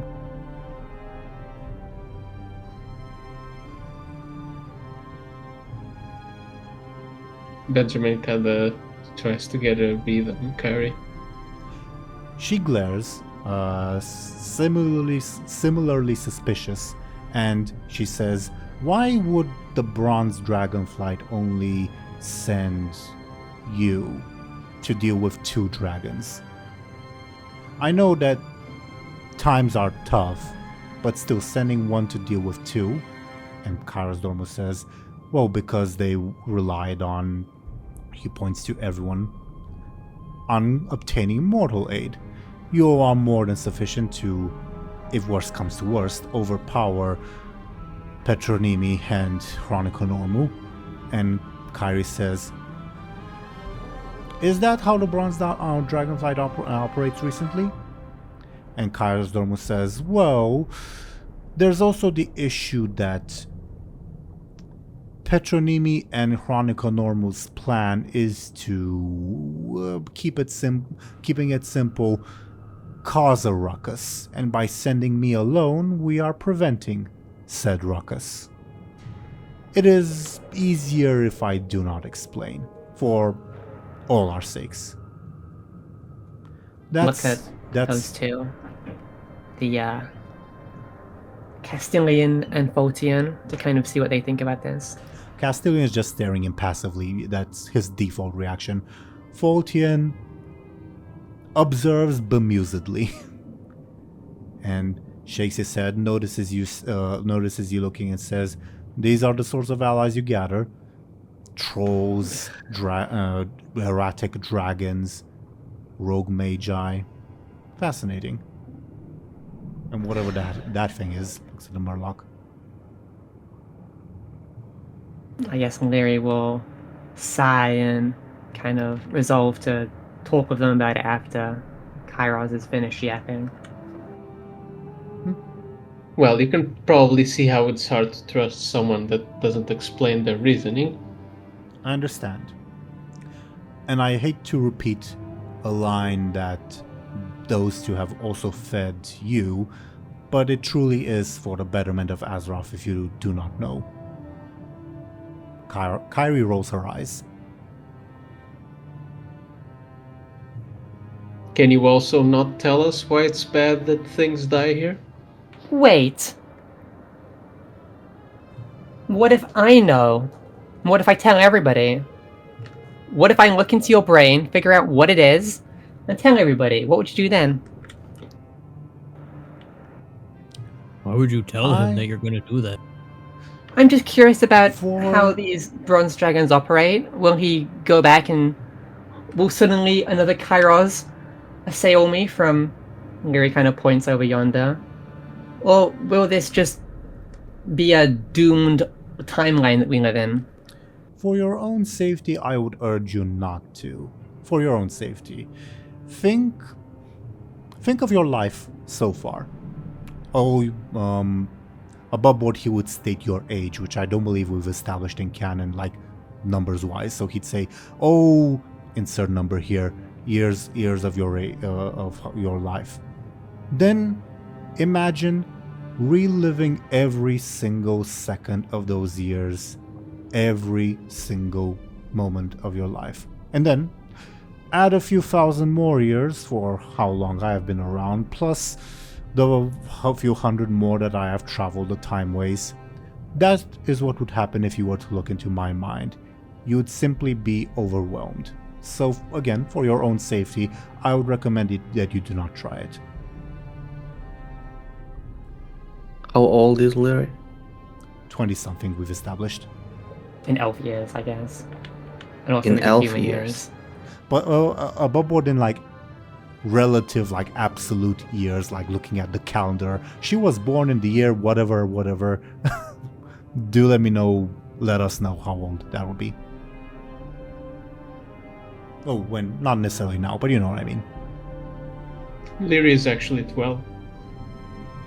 Maybe. But yes, Kairos Dormo responds in that way.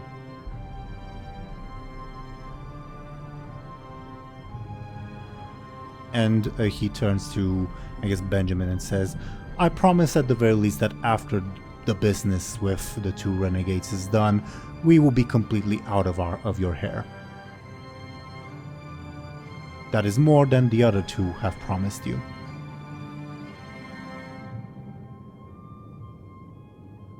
Benjamin kind of looks at the other players, see what they think of this.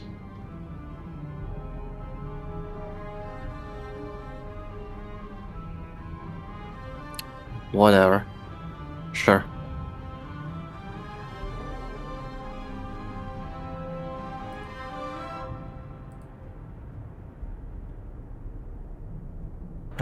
Lyri kind of looks annoyed.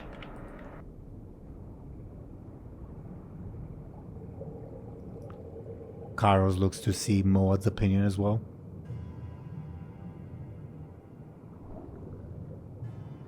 He has no opinion, I guess.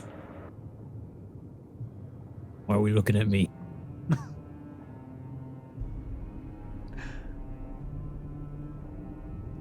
Kyrie then says, well, what about those two? Pointing at Fultian and Castilian. Well, those I definitely do not trust. Why not?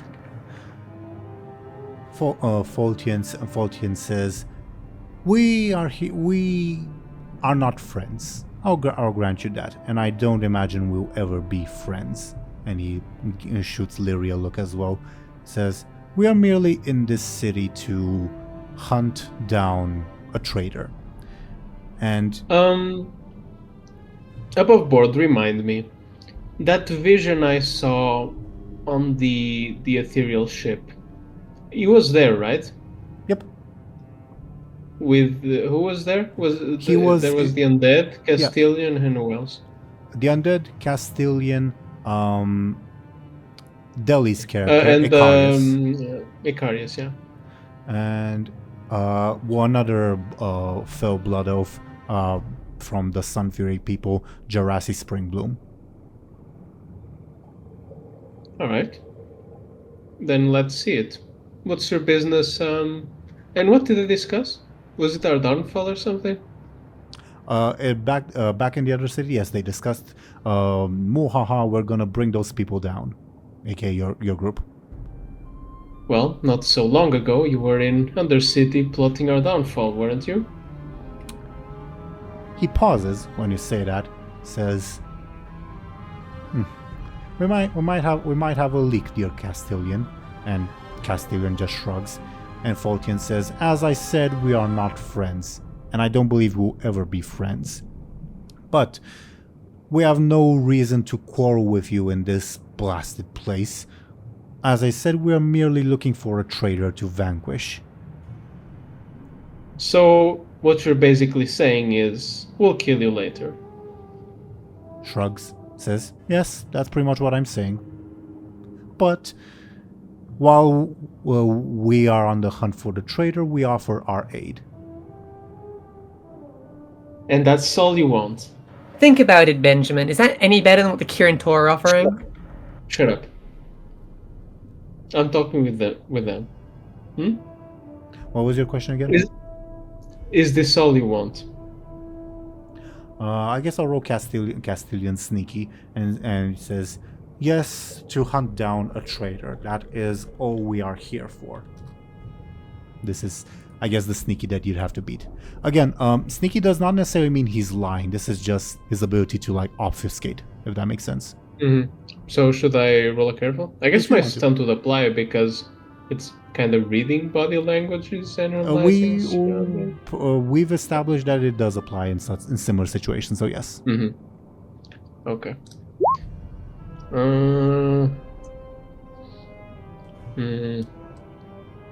I think I'll use a fate point. What are you invoking? I'll invoke Traveling Swordsman. Because I don't know, in my travel I've met shady characters that do tend to lie, so maybe I've got a knife or like specific like tiny like movements or like things that would clue me in if someone is hiding something. Makes sense. Are you using it to give yourself +2 or to reroll? Keep in mind that if you match, it'll mean you either fail or succeed at a negative cost. Yeah, I'll succeed at the negative cost. Okay, so you're giving yourself +2, thus tying. Okay, the negative cost. Let me think of the potential negative cost. Haven't done this in a while, the negative cost thing.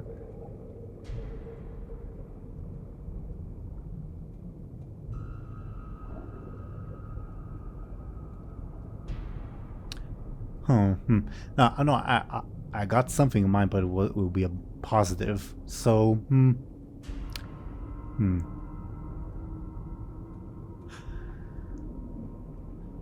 I guess I'll say, and based on your reaction, I'll determine if it's a positive or not. He's telling the truth. As in, Benjamin.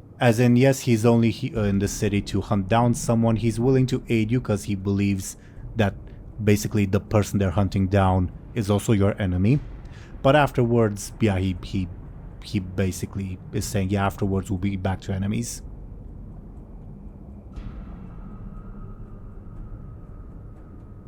No, but that wasn't necessarily my question. What was your question then? Or my question is that all you want in the sense is that all your business here in Nilalai? I think I answered it, but yes, he's telling the truth in that, yes, that's his only business, hunting down this traitor. Okay. Benjamin then kind of raises an eyebrow. Lyri makes rude elven gestures at Benjamin. Can I get a careful anyone, not just no, actually just Benjamin. Yeah, just Benjamin. To see if you remember something. Be careful. Yeah, because this is referencing your memory. 5. You flash back to the Dreadlord communications that you intercepted. AKA, these guys are probably the people that Icarius sent to hunt down Saffrovar.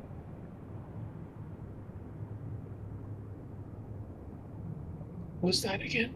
Saffrovar is the Dreadlord that basically misled the demons into attacking the arena. Ah, okay, gotcha. So yeah, now I will type in the companions tab that it's not someone that they want to hunt, it's Saffrovar they want to hunt. Lyri will continue making more and more obscene gestures at Benjamin. Well, since we're pals now, I guess I might as well ask. We're not, but Do you have but a ask. Do you have a face? He looks at Faultian looks at Castilian. Castilian does not react. Faultian says, "Believe me, I've asked myself that question several times." And? Shrugs. Okay. Lyri takes out her void hand and takes out her dagger and strikes her void hand with the dagger. The fell dagger. Sure, you strike your void hand with your fell dagger. It hurts like a bitch. Ouch, I didn't realize that. Your void hand still has sensation even though it's fake. So you... Oh god, it's like a phantom limb. Yeah. You basically, if you want, you can cut it off and then reform it, which will hurt as much as you imagine. Lyri looks at Benjamin. Faultian laughs at you. Is this the fainted heir of the Embersorrow bloodline? How quaint. Lyri will stab her hand again because Benjamin didn't do anything. Faultian keeps laughing at you. Are you okay? Are you having a mental break? Lyri will glare and then make a rude gesture again.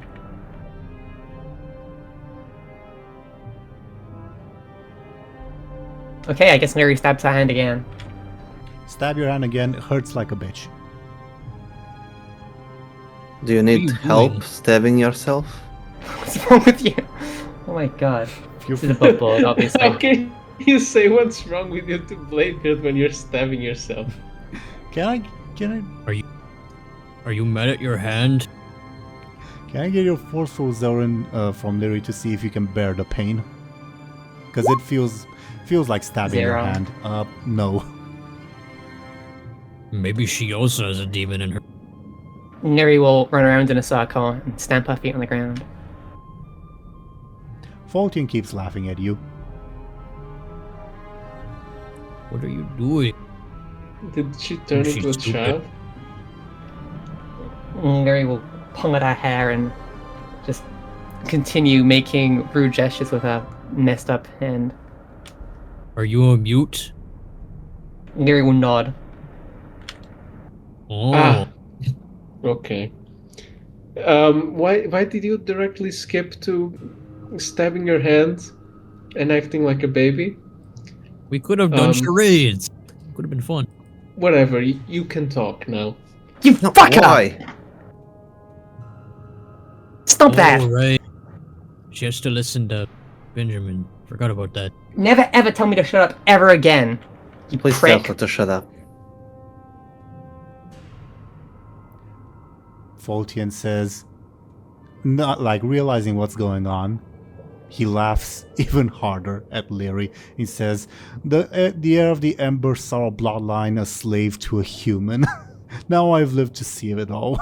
If only your stepmother were here to see your downfall. Whatever. I love this guy. Are you sure we're not going to be friends? No, we're all great friends. You know, I love being down here in this underwater fell hole. I don't like it down here at all. I don't know why you like it. She's being sarcastic, brother.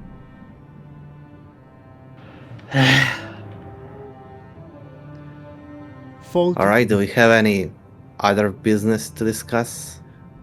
Voltian will say, like coming down from his laughter, he'll say, and well, we'll see to our business of hunting down this traitor, whether we join you or not.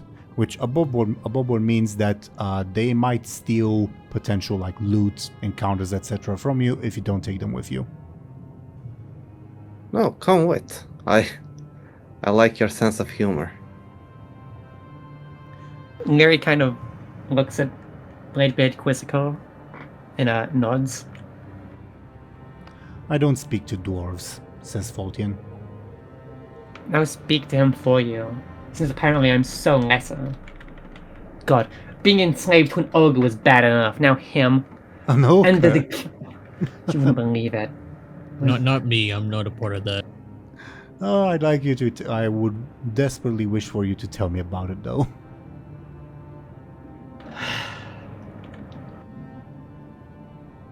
Okay, I agree with Bladebeard. We're taking him with us. Also, Well- what's up?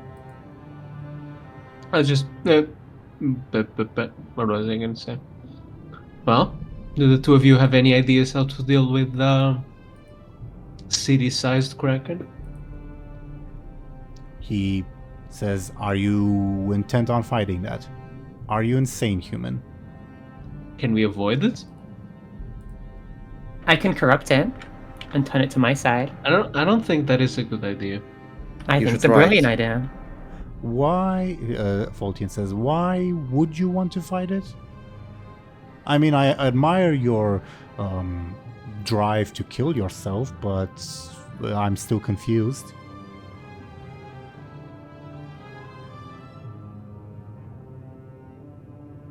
I think it'd make a wonderful ally. Of course, you'd have to trust me with reining such a beast Well, in, we but- didn't come down here for tourism, for one. Yeah, we came down here to become slaves to the Kirin Tor.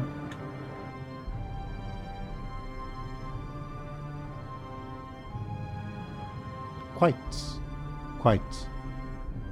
The Murloc, I think, will go here and drag at Runeweaver's robe and say something in Nurglish.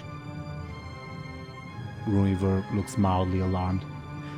But meanwhile, on your front, I guess above board, if you guys are thinking of taking Kairos Dorm with you, I should probably give you his like bonuses for taking him along as a companion. He better be super busted. Depends on your definition. He gives, because of his ability to predict time, +2 on careful defenses. That's lame. They can't all be winners.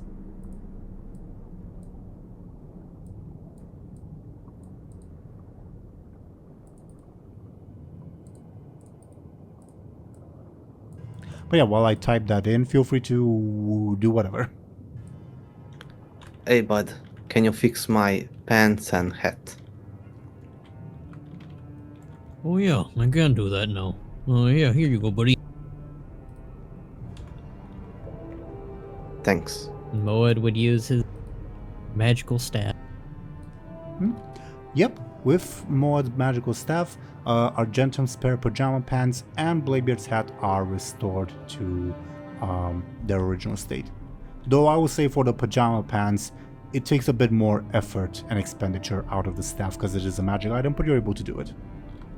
How does that work for the hat? Wouldn't it be a corpse instead of a piece of clothing? Aren't all leather things technically corpses? Where's the line Or is between it like- corpse and clothing? Or is it like Danny Phantom logic, where it's like it was just a possessed object? No, it got a mouth when it gained sentience. So it's still... Yeah, it's a pristine corpse, basically. What does that mean? Does it still have a mouth? It still has a Where? mouth that's basically... bleh. A gape? Like, yeah, a gape open constantly. Do a free hat. I'm confused. Does that staff heal? Clothing? Yes. Oh, but your hat was alive. Was it still clothing? Yes. It was clothing. It just was alive, I guess. Victrix will say... You can be both things. You're saying? Victrix will say, before we continue, can we get some rest? We're all in a bad way, especially me and my sister.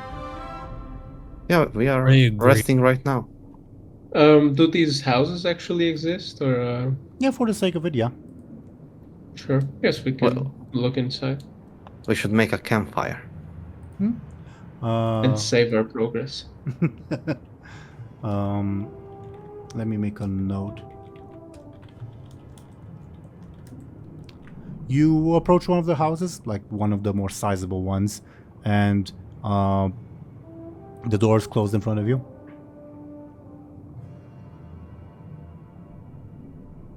Well, I open the door, I suppose. Yeah, and I guess I knock first. Sure. you knock first, and a skeletal troll with a mindbreaker on its head approaches and says, "Oh, hello. Not expecting visitors, so many. You are visitors, right?" Yeah, our friend here got hurt, so we were hoping to kind of take care of her, and Ooh, muggers, the stampede at the arena, what happened? Yeah, she got hit by yeah, it was in the arena. Come in. All of you. As everyone, I assume, rushes in. Maud, you have to bend over and like squeeze through to get in if you want to. The doorway, at least. Yeah, that's what Moed would do after everyone else got in. Probably he'd probably go in last. And I presume you guys take a rest. Do let me know for how long. Hey, bud, poke him with the staff. See what happens. Oh, cool. The skeleton. Oh, what, like, give him clothes? No, like it restored like Bladebeard's head. Maybe like give him skin or something. Oh, okay, I'll give it a try. You use your staff, and the skeleton's heavily decayed clothing from being underwater for thousands of years is restored to pristine condition, and some of it falls off because he's a skeleton, so he doesn't have all the bits there to hold it in place. He does not seem to notice. Huh. Yep, just clothes. What kind of food can your box make now? Oh, good question. And then Moed would think about his favorite types of food. I guess. Soggy fries, soggy popcorn, soggy burgers, soggy hot dogs, soggy pizza. Why is everything salty? But yes, everything that Maud can think of that fits in the box can be produced by the box in terms of food. Can anyone here make like an air bubble or something? I guess some rest would be welcome. Might disturb our host, as in his structural integrity. Can't we do like the opposite for him that's happening on us, like having him in a bubble of water? I could channel it. Yes, it's possible.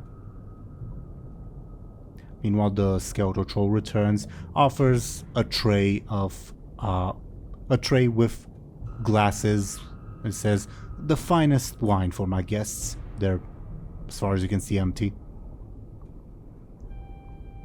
Lyri will slink thank you. inside and slink out and take a rest outside instead. Fultian and Castilian have also stayed outside. None of you see where Runeweaver or the Murloc are. That's not concerning at all.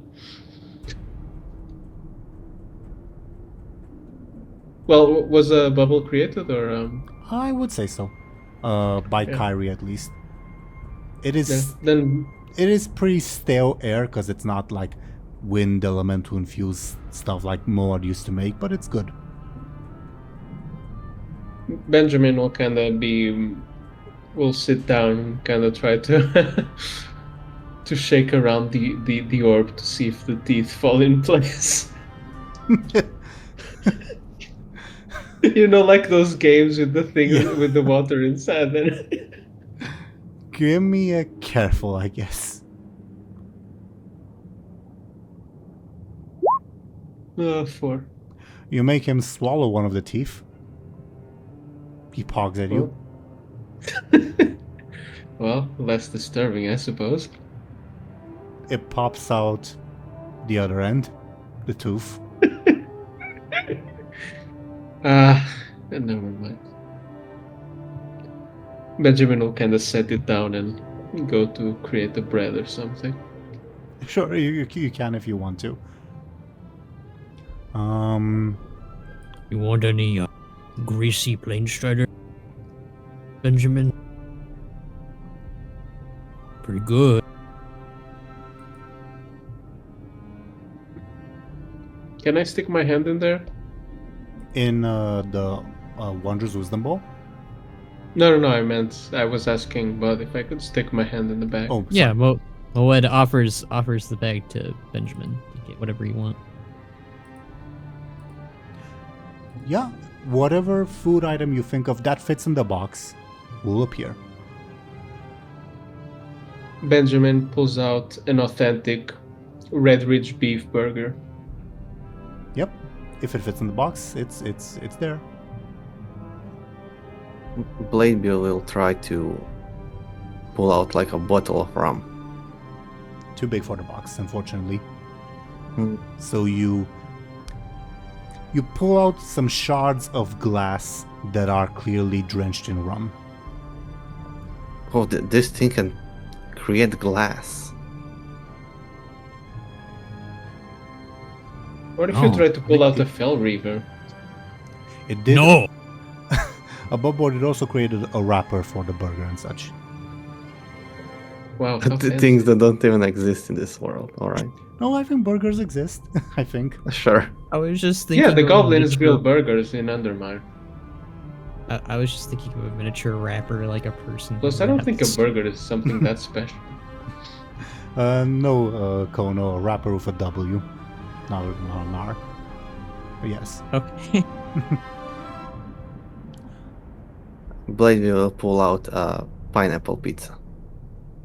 A slice. A slice appears, indeed, much to. Does- Go ahead.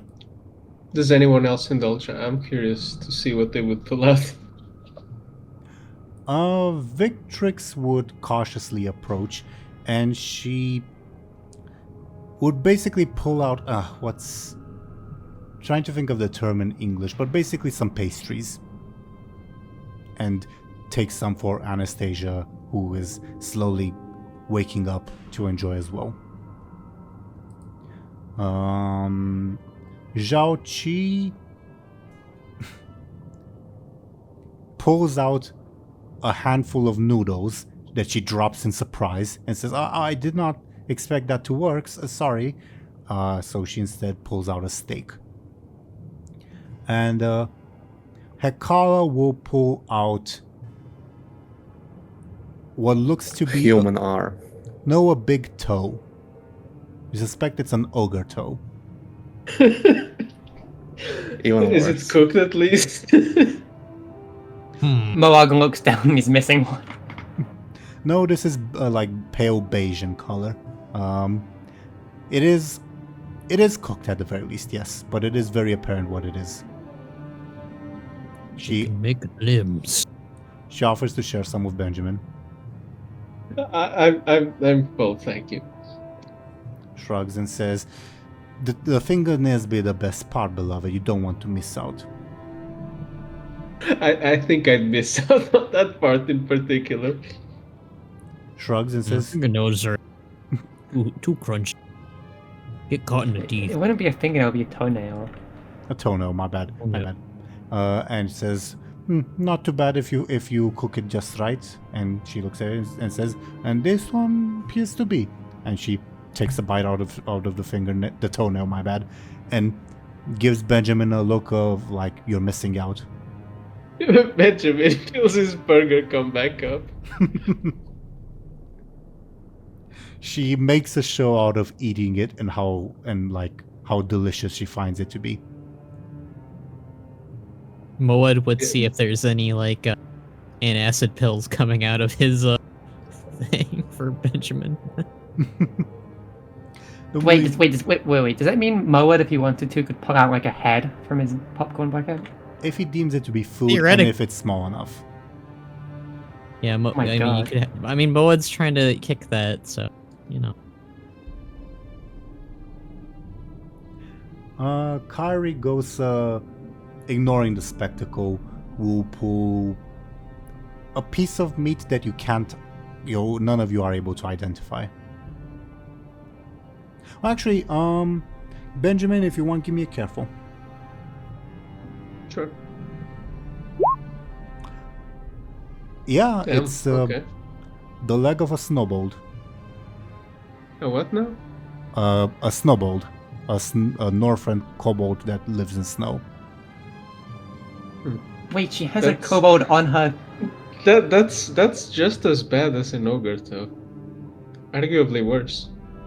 What would a kobold crewmate think? Do you say this out loud? I'm not in there, I'm outside. No. I'm saying this Horse above swimming. board. Well, this is a snowbold, not a kobold, to be fair. It's chillier. Probably meteor too, I guess. Yeah, I'd say so.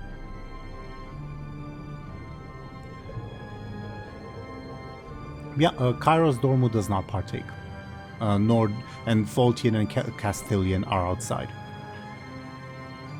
Yeah, can I approach them Of and course ask you them can. some questions? Of course you can. They appear to be like, well, at least Voltian is talking something at Castilian. Castilian just stares, but they pause when you approach. So, you forgot already about me being controlled by the ogre? Explain. Well, I was under the impression that part of what was happening in Netherstorm was you guys were going to create some kind of shield so that when I was summoned next, it would break or something. Of course, that never happened. Yes, that whole business. Sorry, I couldn't miss an opportunity to laugh at your expense. Okay.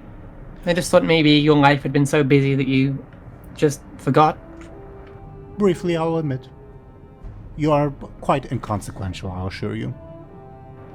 That's nice to know, because apparently I'm of very great consequence to everybody else. I think I'm under no less than 5 obligations to be mind controlled by someone else. Oh? You know, the Kirintor, the Ethereals, the Ogres, the Human. What did you promise the Kirin Tor? Hmm? What did you promise the Kirin Tor of all people?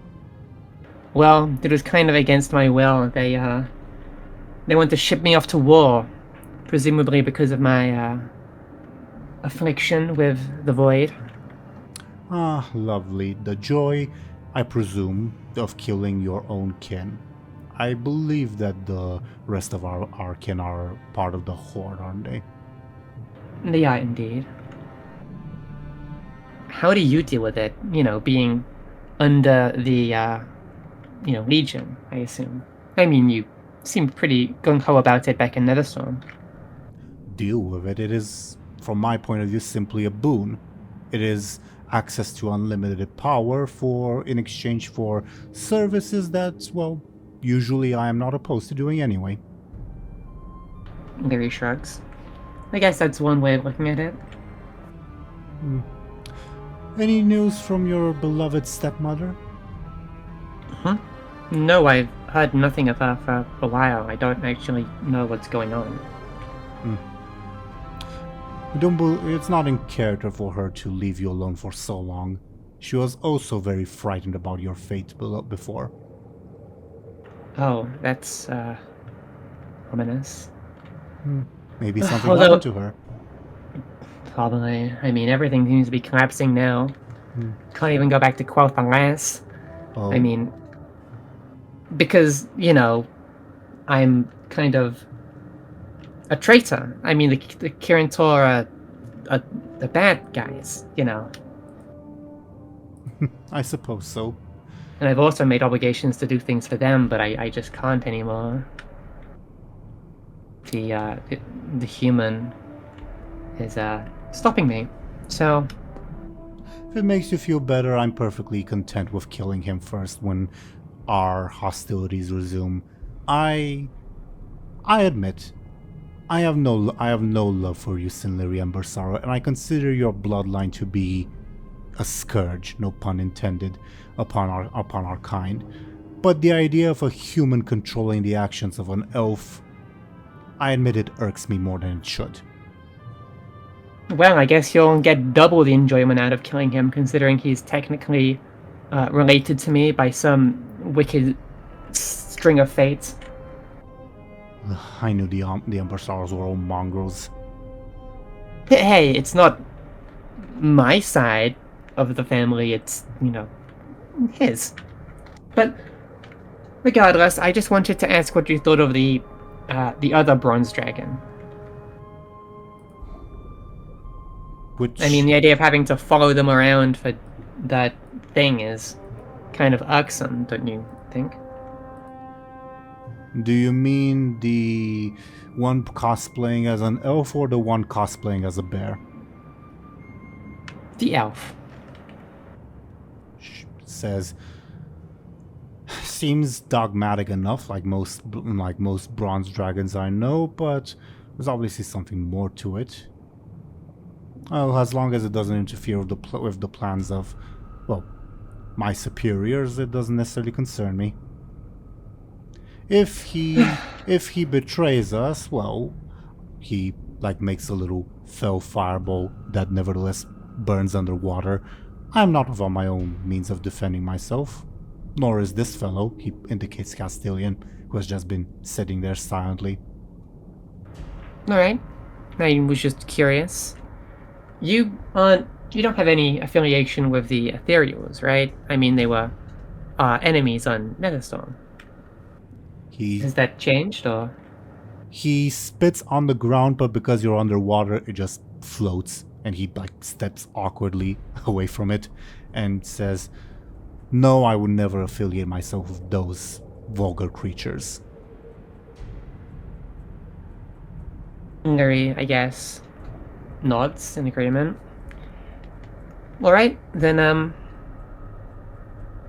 I'm more than happy to help you guys with your issue. I mean, it's not like I'm under, you know, a million other obligations to follow, but, you know, Well, there is my friends kind of saw me slightly betray them less than an hour ago, so par for the course. yes, as usual, I suppose. Well, there's, a way to free yourself of these obligations. I can imagine. Consolidate them under a new one. Join our own Dreadmaster. Don't get me wrong, I don't particularly relish your company, on the contrary, but even I can acknowledge your skill at arms.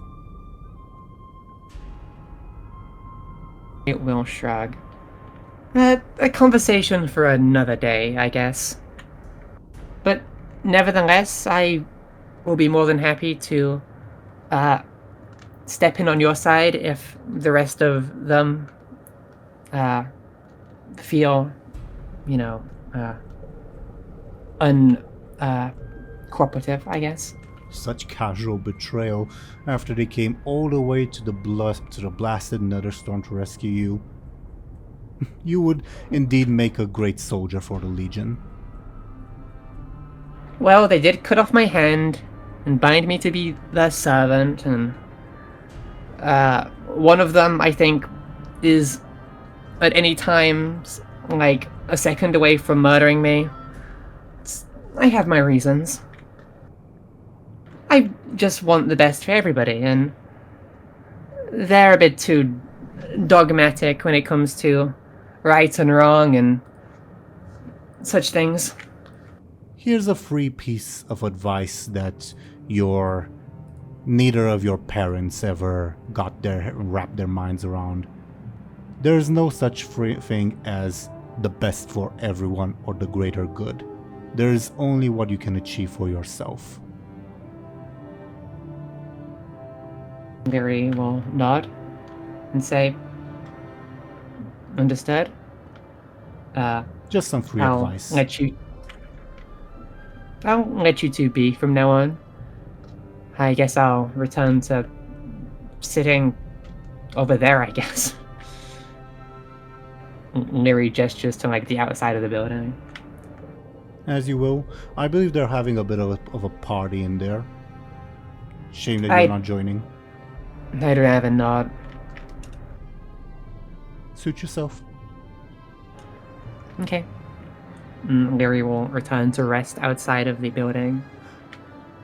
I do have a question before you leave. Have you ever hunted down a dreadlord? Does the vision I had in the wait, is this a book board or? Well, feel free to ask. Oh, Faultian is asking you, have you ever hunted down a dreadlord? This isn't me, the DM, asking. Okay. Lyri will scratch her head. Yes, in a convoluted vision kind of way, but not in the flesh. Oh, prepare to cut your teeth on it, then our foe is an especially dangerous one. I mean, I've fought one before, but I've not tracked one down, as it were. He points at the ruins of the arena above board. Karum, having finished utterly demolishing it, is returning to his perch. And Faultian continues, he's the one who summoned all the demons here, you know? That dreadlord. Took him, I believe, years, months of preparations. If we are to hunt him down in the city, perhaps it would be best to dismantle those preparations first. I see. Do you think the beast would be of any use? Gesturing to the Kraken. I don't know. A weapon of mass destruction sounds indeed to be useful, but we're currently on a hunt. We're trying to find someone and eliminate them. I believe a Kraken would be quite overkill, wouldn't you say? Mm-hmm. Yeah. What do you mean by bringing that to our... What did you mean by that? Well, I've just had a habit of altering people's perceptions lately. These cursed powers kind of have some benefit, although I'd rather rid myself of them as soon as possible, but... Power is power, and whether they are cursed or not is merely a reflection of the fact that you have not achieved control over them. Work harder on controlling your power rather than thinking of ridding yourself of it. Another piece of free advice. Noted.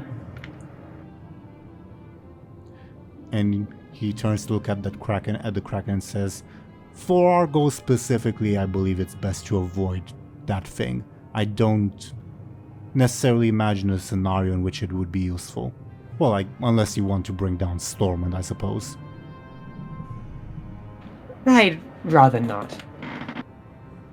Shrugs. says, might be the case in the future. You never know. I suppose it would be if you take me up on my offer, it would be a decent gift to the Dread Masters of the Burning Legion. Right. Do they have water in there? In where? Wherever the Burning Legion is? They have whatever your mind sets itself to acquiring. Lyri shrugs.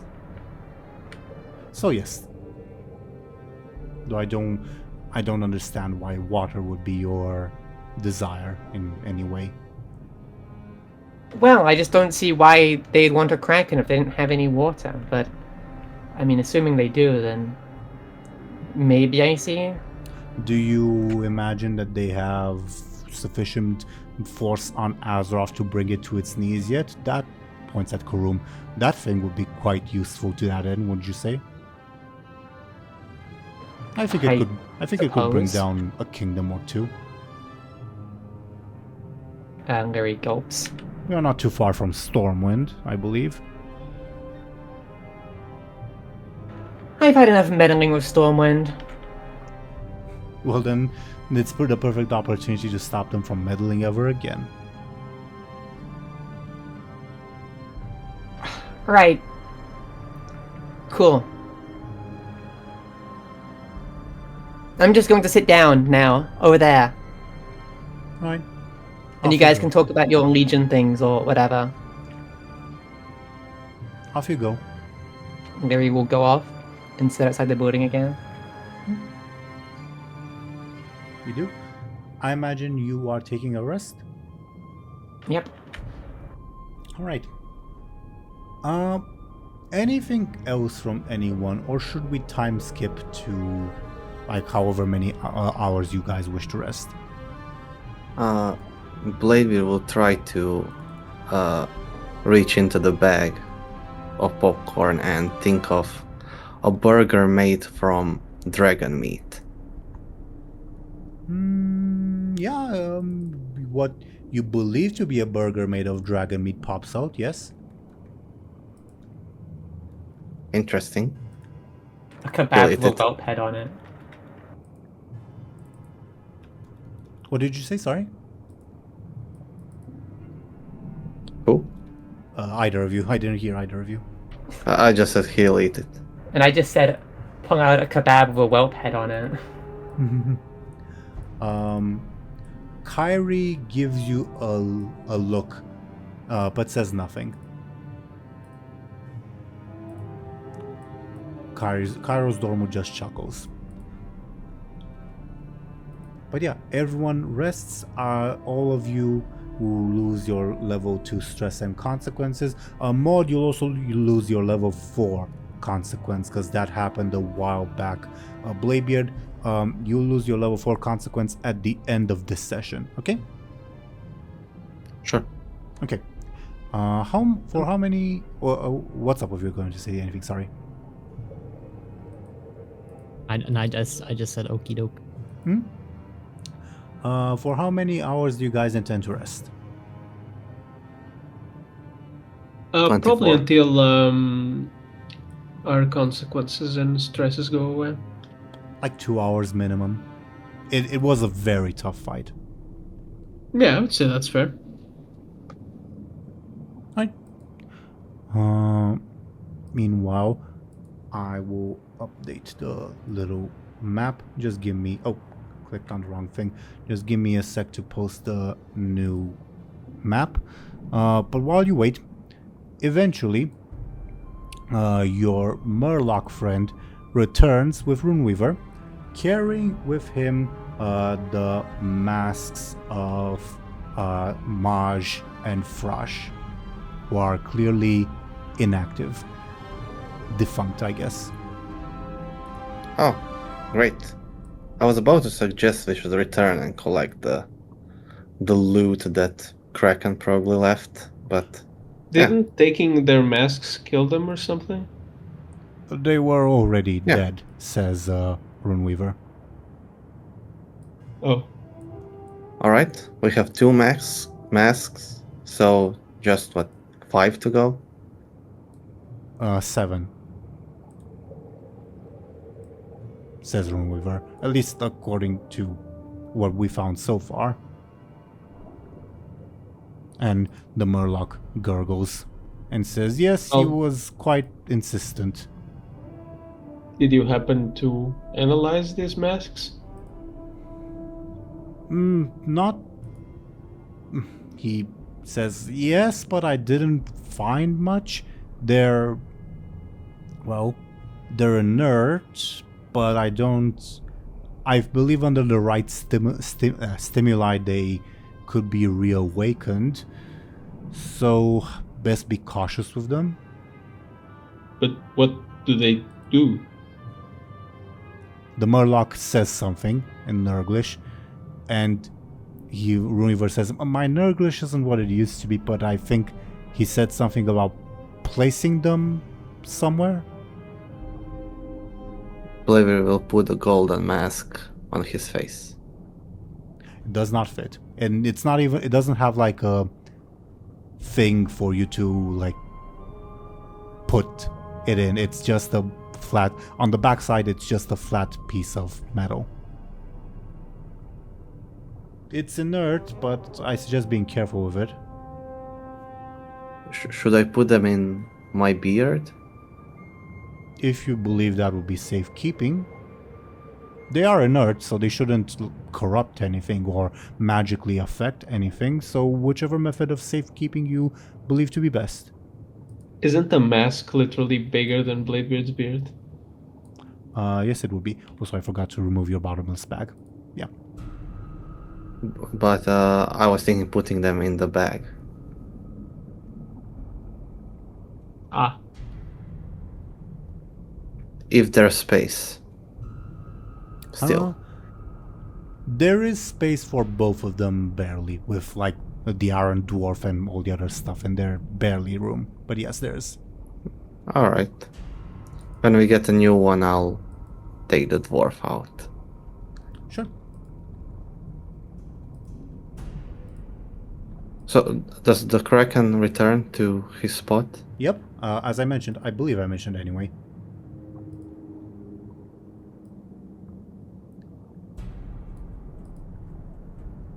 But otherwise, So, what's up? what now? Above board, of course, you can continue trying to just explore the city, which, as you can see from the arena and how not exploring made things difficult, probably recommended. Or you can head to one of the destinations, except for the Ziggurat of Minlof. That is not quite done yet. Should we return to the arena? maybe we should go to the gardens. Isn't that where the Naga were?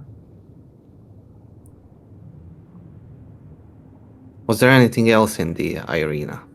Runeweaver. I will roll a dice to see if he noticed something or not. There was a human woman. Good thing that you reminded me. He pulls out Blood's Passion and gives it to you, and says she couldn't make it. But she wanted to return this to you. But she couldn't make the dagger, or she couldn't... She's dead. Shame. I'm sure there might be, if you really need to fix your weapon. This was a sprawling metropolis. I'm sure there can be someone that would be willing to fix it, if that is what you want. I'll look around, I guess. Above board, what is your destination? What do you guys intend to do, etc., etc.? Yeah, Benjamin just makes that proposal. I guess he's ghosted.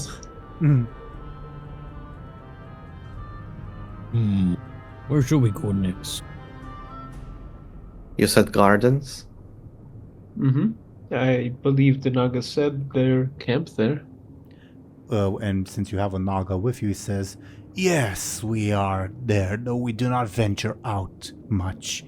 There is," if there are no masks out, correct? No? Yes, no. There was one of those metal floating things in the gardens. It tried to abduct some of us.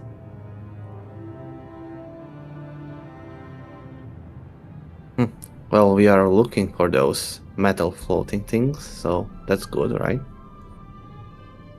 If that is your plan, certainly. You may also, of course, head there if there's something you wish to discuss with my mistress. Your queen. No, surface dweller, and do not mention her so lightly, or I shall have your tongue. No, I merely mean my sorceress. The sorceress leader of us Black Veil Naga.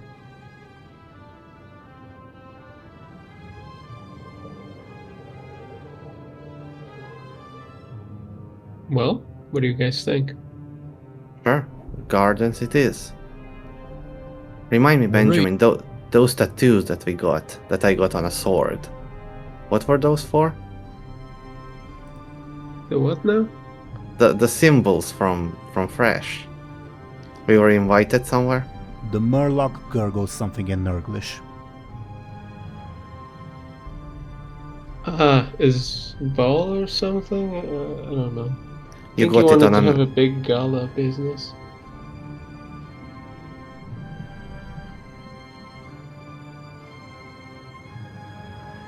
But I don't know about you, but I'm not in a rush to see Minloth again. The Murloc gurgles something. I don't speak Nurglish very well, but I think the Murloc said it is I.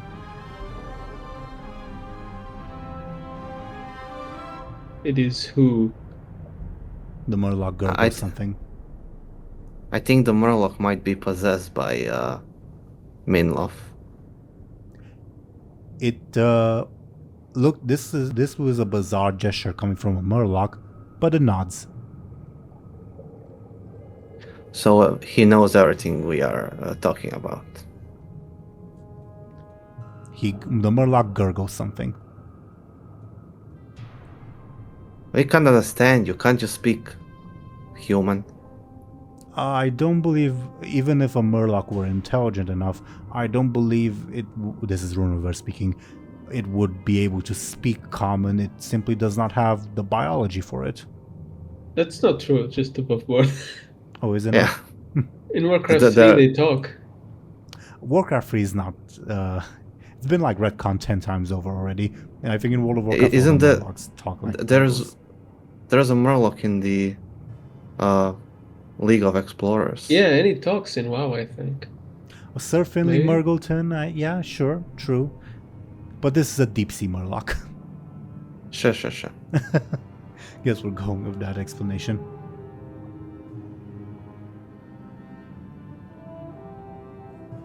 Huh. Can you... Wonder if we crush this Murloc that Minloth would die forever. Maybe. I don't believe he would be foolish enough to do that, says Runeweaver. The Murloc gurgles something. And Runeweaver says, I heard the word help. Not sure what that implies. Maybe he needs help to. Maybe that's the Murloc talking. He wants us to help him get rid of Minloth. His tone did not change. That much I can say.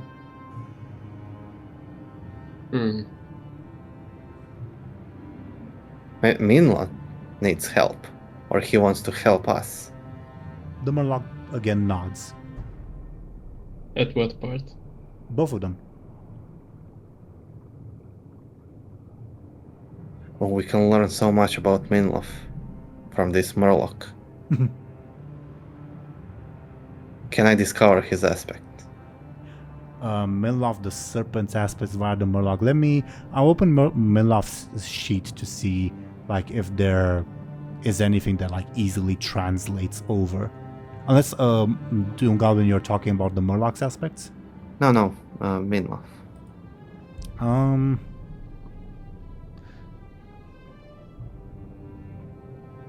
You can learn one of the tertiaries, I guess. Yeah, one of the tertiaries. But it would be difficulty, I think, 4. Gurin will assist me. Sure. In what way? He will also ponder the Murloc. Yes, his one neuron churns to action. Give me a careful then, if you will.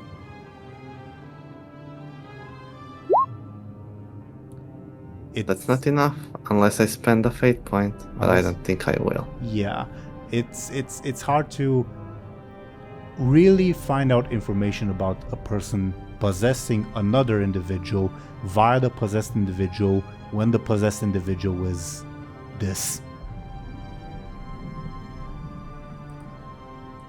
So, to the gardens.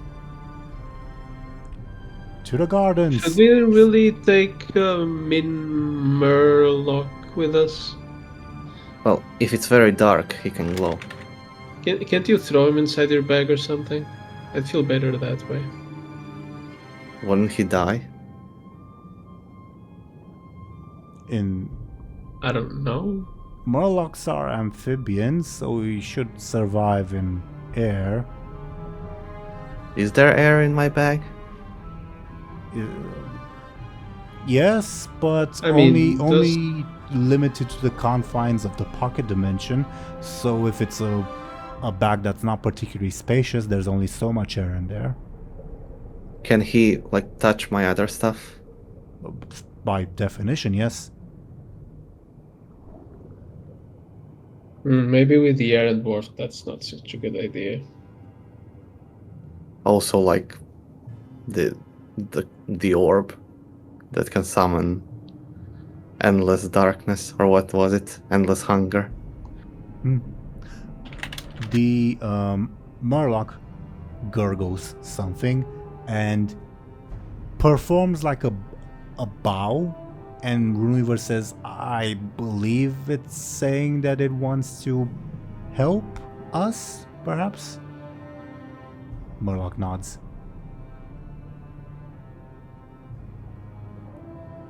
Let's keep it for now. What? We are not... I guess we are not Should we, like, enemies. blindfold it and cover its ears or something? He doesn't have ears. Yes, it doesn't quite the biology work that way. But feel free to try, I suppose, says Runeweaver. I mean, you seem awfully calm about a Murloc with Murloc inside. I am apprehensive, of course, but it hasn't done anything hostile, and well, you don't feel the same magical chill that you felt when he first appeared either, do you?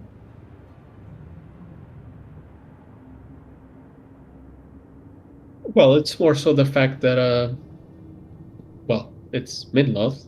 He lives in a big, spooky underwater city that he rules over.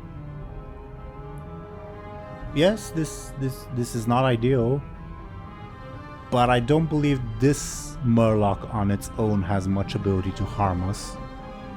That said, I will follow you if you wish to either blindfold it or dispatch it or whatever else. I am perfectly content to proceed with your plan. I mean, we want to collect the masks, and he wants to collect the masks. So far, our goals are aligned. That's not my concern. My concern is that he hears and sees everything. Wouldn't that have been the case either way with that one minion following us as well. I believe Marge was the name. But he's dead. True.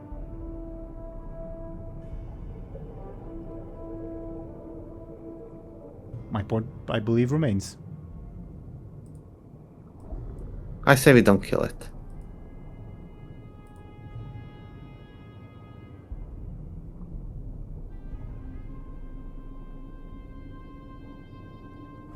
Runeweaver looks to, I guess, Moad, Benjamin, and if Lyri's nearby, Lyri as well. Lyri's like at the doorway, but not inside the building. Lyri's like at the doorway, but not inside the building. Yeah, So, heard, yeah. okay. Sure, why not?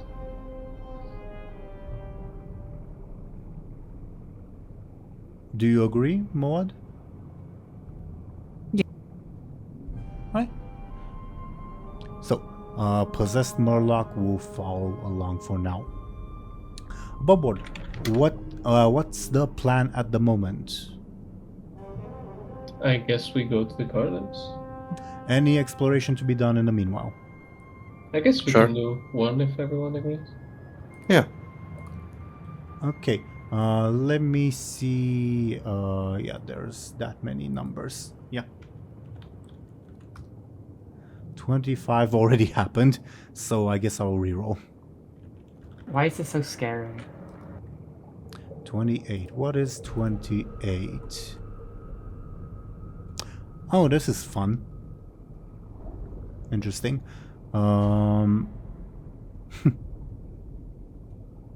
Impactful is what I'll say. Okay. Oh no. 28, and I'll type it in our little list, is titled The Wife of the Serpent.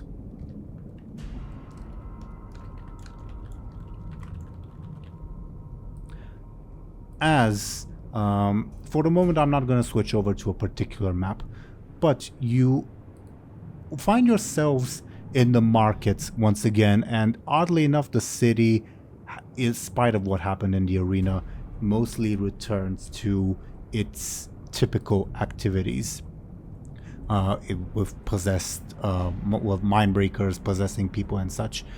And all of you here in the markets, a shrill voice saying, "Out of the way, peasants, out of the way," and the sound of, you believe, a whip cracking. And you will see, first and foremost, leading this little entourage, this individual that I have put on screen and I'll make bigger. And she is followed by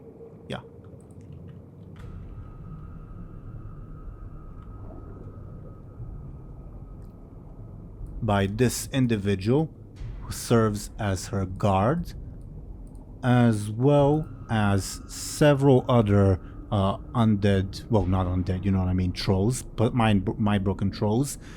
And in the back, you will see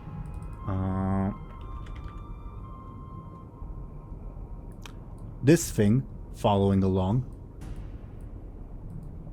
Bladebeard, I'm gonna move you briefly if you don't mind. I can't even touch you, Bladebeard, never mind. Yeah. Thank you. Yeah, this thing following along, and all of them are followed by these little goons that are, you believe you see them picking after her, like whatever coins she drops and some such. So you'd see this procession make its way, basically. Who's the big shot? And whom are you asking, and whom are you asking about? I'm kind of asking who's the lady, I guess, since she's the one making the most ruckus. And I kind of whisper it to the party. I don't shout it or anything. The NPCs will be unable to answer, Runeverse says important individuals, certainly, especially given that their flesh has not decayed. And Well, they still have a squid. the Naga slave master growls and says, "That is one of our number. He's been missing for weeks. One of the strongest of our kin. It pains me to see him like that." Okay, then let's free him. I Can- agree. DoomGoblin, can I get you careful to see if you notice something? Yeah. Oh, As you step forward into the main street, or think of doing that anyway, you look to your feet and see the shape of a ship drawn into the dirt with seashells. oh, that's a good sign. At least, like, if we trust Anchorbeard, he'll pick up a few seashells. They are all lovely looking. Hekar says, "What's the plan, beloved?" Asking Benjamin. I say we keep going and not engage. Oh, why? Do you want to create more ruckus before we fight an horrible abomination? How about you just distract them and I'll free the Naga and then we go on our way? On that note, I suppose we should move to a map for sake of clarity. While I do that, feel free to strategize in the meanwhile. I mean, we're going to want good favor from the Naga, right? And we can't just leave one of them being mind controlled and then turn up to that place and ask for their help. Maybe we can buy him. We just got a Okay. bunch of money. I suppose. The slave master hisses at the suggestion, but he has nothing to add necessarily. As he says, "Whatever means you deem worthy, I just insist that our kin be freed. I'm certain that my mistress will be thankful." Above board, these tokens where there are like heads with squids on them are like useless. They all look the same. Yeah. What can you do?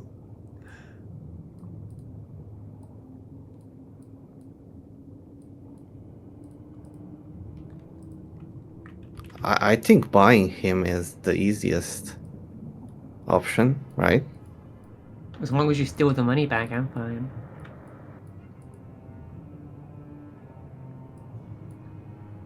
Sure.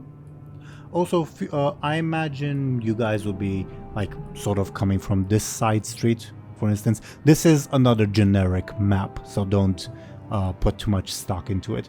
But yeah, still something to keep in mind, I suppose. Well, all these trees that we see, those are like seaweed. Yeah, pretty much, yeah. I'll also add your NPC companions to the screen as well.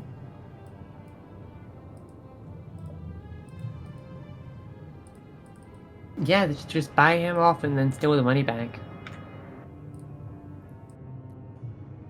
I'll do it, but not because you suggested that.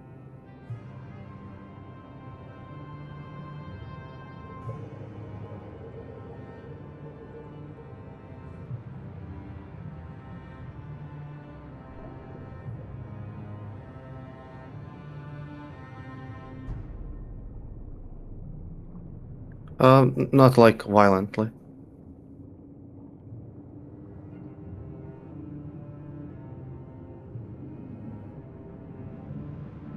Very good. Sorry, also I just realized that I was muted. Yeah, I asked Bladebeard to roll flashy. Sorry, my cat is trying to get my attention. That's why I muted myself for the viewers. Don't believe you missed much other than, yes, those are like algae trees. But yes, you make your way there, and she says, "Out of the way, peasant," and she attempts to give you a shove. Whoa. I just wanna talk. I have no business to talk with peasants. I'm not a peasant. I'm a pirate. A criminal. She pauses, looks at you. She seems to be like leaning in, studying you closely. You can't really tell her expression for obvious reasons. The troll behind her says, "Milady, we should be going forth. We have a schedule to attend." And she slaps the guardsman across the face, which hits the mindbreaker, who like growls. But nevertheless, she never mind. And she's, after slapping him, says, "Is that you, beloved?"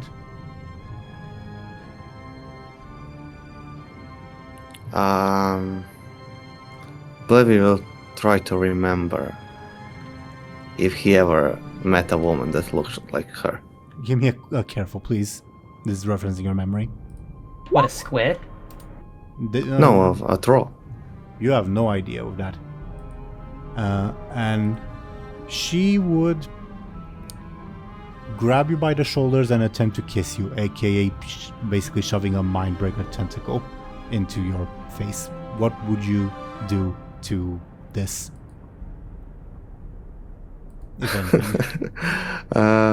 I guess let it happen because it's funny. So you're gonna tongue a squid? That's awesome. Yeah, you mostly kiss squid, basically. Yeah. As the mindbreaker grunts uncomfortably, and she says, "It really is you, Anchorbeard. It really is you." Oh, Anchorbeard. No, I'm Bladebeard. She hugs you. "Oh, my husband is so terrible. I've missed you so much. I thank you for the gift again." Whoa. No, I'm a friend of your husband, not him. Did Bladebeard just kiss a squid? And she says, "You don't have to keep pretending, my love. My husband's eyes are not here." What? No, I'm not your husband. You don't know how much I missed you. I know it's only been a couple hours, my dear Anchorbeard, but still. Lyri will peek her head around the corner more just to see what's going on, after hearing the disgusting noise of a sloppy squid kiss. Yeah, you see this lady flirting with Bladebeard while her guard watches uncomfortably and the giant Naga just loops. So, honey, can I get your Naga slave for a minute? I need it. You just bought me this, beloved. Yeah, how could I get rid of Snakey? What? How could I get rid of Snakey? Well, I lost the first Snakey, but you got me a replacement. This one's bigger, but still. Well, Snakey needs to go to the Snakey doctor to get checked. What do you mean, beloved? The ring I made for him should grant him immortality.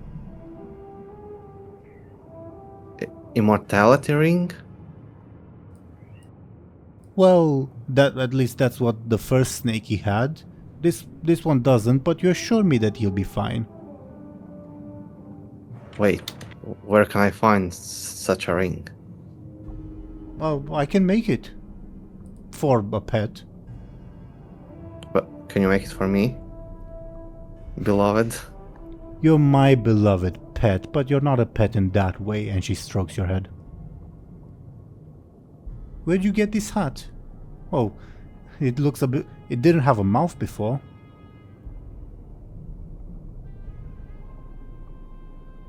Well, it does now.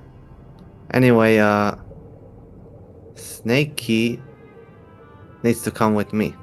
I'll return it. Give me a flashie, please.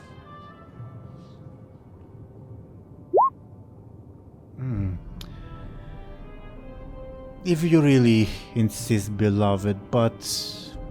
She leans in and says, please, if... Just spend some time with me like you did before. I've missed you so much. Yeah, I missed you too.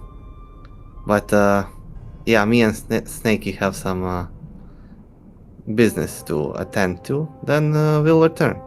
No. I can rent a room. For what purpose? You know what purpose, beloved. Like you showed me this morning. I'm sorry, I don't have time. I really... Can't you do the thing that you did with the anchor before? No, I don't have the anchor. Oh, that's a shame. Where'd you lose it? Let's get it back. Well, I'm not sure. Maybe we should try searching for it. We should spread out across the city and try to find it.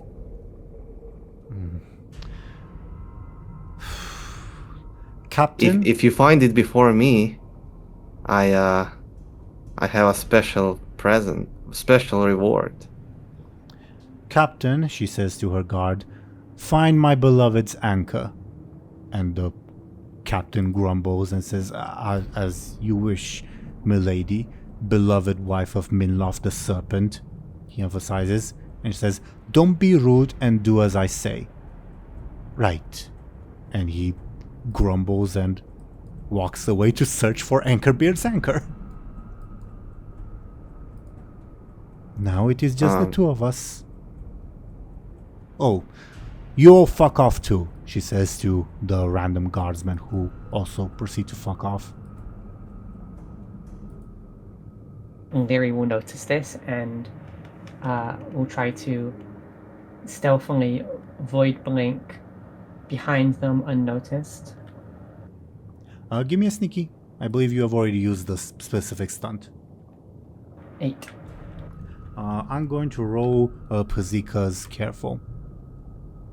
Ty, this is an overcome roll, so Zelryn, either succeed at a negative cost or fail.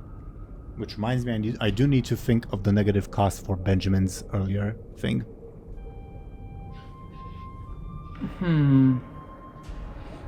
What do you think, guys? Failing at a negative cost, or should I spend a fate point?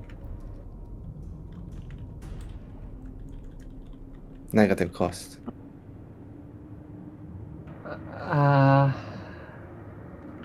What do you think, Thompshire, Khono?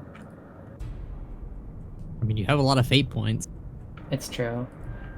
Yeah, I think I'll use a fate point with Wayward Rogue of Embersorrow Blood to add a +2. How does that help you? Because as I'm used to, walking around and kind of making my own path as a Wayward Rogue, there's been plenty of occasions I've had to stealthily blink behind people unnoticed. Yep, makes sense. Feel free to click and drag your token wherever you wish to be. Yep. Right behind the Naga. Yep. And you notice behind you, again, the guild goblins looting whatever money Pazika dropped or spent at local stands. Pazika is the woman. Okay. The Naga, of course, does not notice you. He just sits there impassively. Anastasia whispers to Benjamin, do we charge in? What are we doing? She coughs up a bit of blood.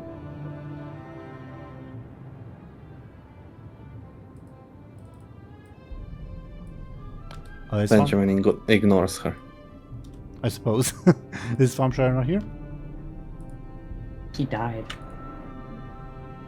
Thompshire. He drowned. I think we lost. Oh no, we'll never get Teeironor episode 3. I suppose. Damn, I guess I'll have to make it. That squid snogging scene really took him out. Then I guess Anastasia will ask Kyrie instead, and Kyrie says, no. Right? She looks at Moad. I think it's a good idea. Is Bladebeard doing his thing? Trust Bladebeard, whatever he's doing, says Kyrie. Meanwhile, what is Bladebeard doing? As Pezika says, how about that one? She points, let's say, at this house on the hill and says, I can rent that one. You can spend a few hours there. Lyri kind of slinks down, seeing that the troll is now kind of moving her gaze around. Sure. Can you just command the Naga, or Snakey, to stay here with my companions, right over there? You see that group of weird people? You have companions. Oh, she looks at the like veritable raiding party that you guys have assembled. Says, they'll keep him safe while we are busy. okay, thank God you said something, because I was gonna say something much worse. Okay, she says, she grabs you by the hand and says, if you trust them, beloved, I believe we have business. All right, let's go. And Pezika would take you, unless you oppose in any way, to that house on the hill that she will badger the owner of into like giving up until he does. Lyri will immediately strike the squid with her blade as they move away.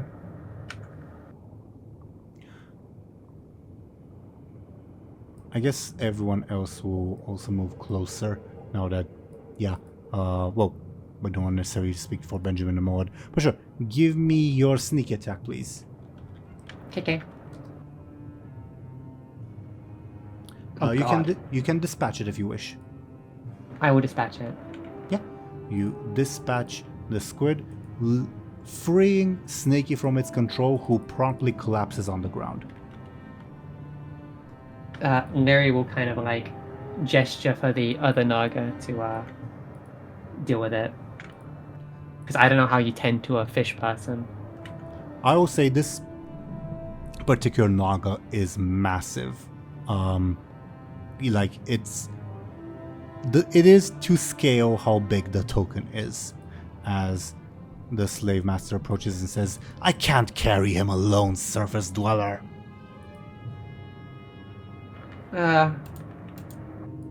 Lyri will try to lift him. Yeah, give me, I guess you're forceful, and the slave master will assist. Oh, wow. Wow, okay. Yeah, you, with difficulty, are able to, with the slave master grabbing the other arm, and he says, ugh. Can I get your careful, Zelryn, to see if you notice something? Okay, no you don't. Yeah, I assume you return to the rest of the group? Yep. You return to the rest of the group with this Naga, and Kyrie says, maybe I have a spell to make him lighter, perhaps?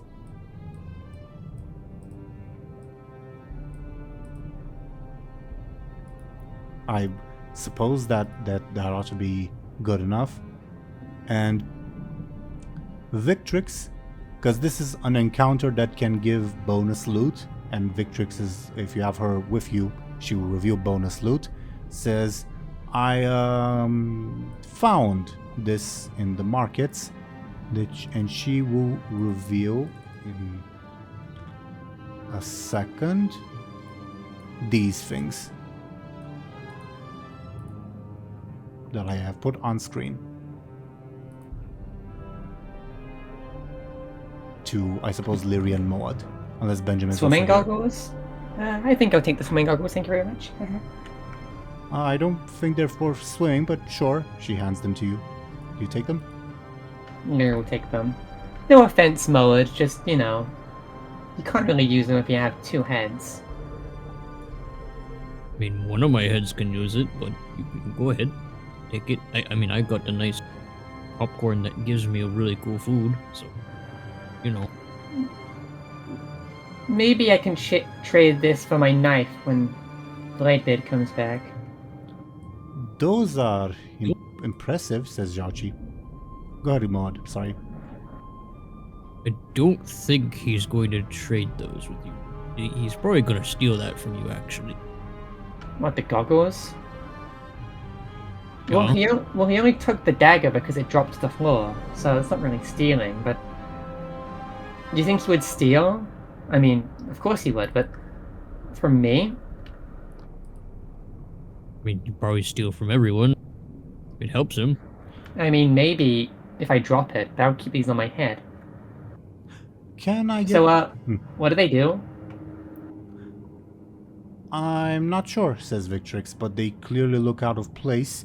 And can I get a careful from anyone present to see if you notice something? Like Benjamin, if he's here, of course, Lyri and Maud. Maud can roll too. I care. Please. Maud does not notice. Xiaoqi, again, she walked ahead and said, oh, those are awesome, and she's been like staring at them. She looks kind of mesmerized. And is that smoke coming out of her head? Lyri notices. What? Yes, Xiaoqi stares at the goggles. Is that smoke coming out of her head? Are you on fire?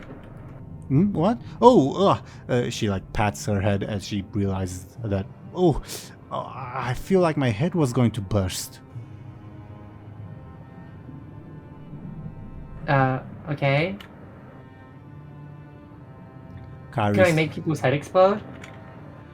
Kari steps forth and says, it seems that if someone stares too long into them, that might just happen.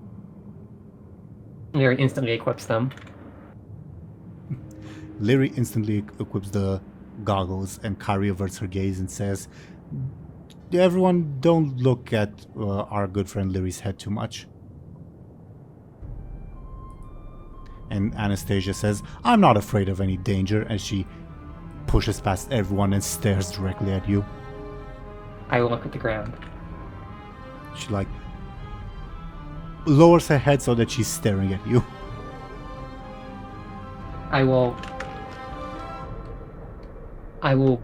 pick up some sand and throw it in her eyes. Ah, what'd you do that for? I'll turn around. Fine, be that way. It's not like I thought they were cool or anything. Lyri looks over to the Kraken. Nothing happens. Do you think if I got real close to that thing's eye and looked at it, it would explode? I believe it has to look at you. And for a quite not a short amount of time. Well, if I go up to its eye... It Then can't it'll just look at close me. it. Oh, yeah.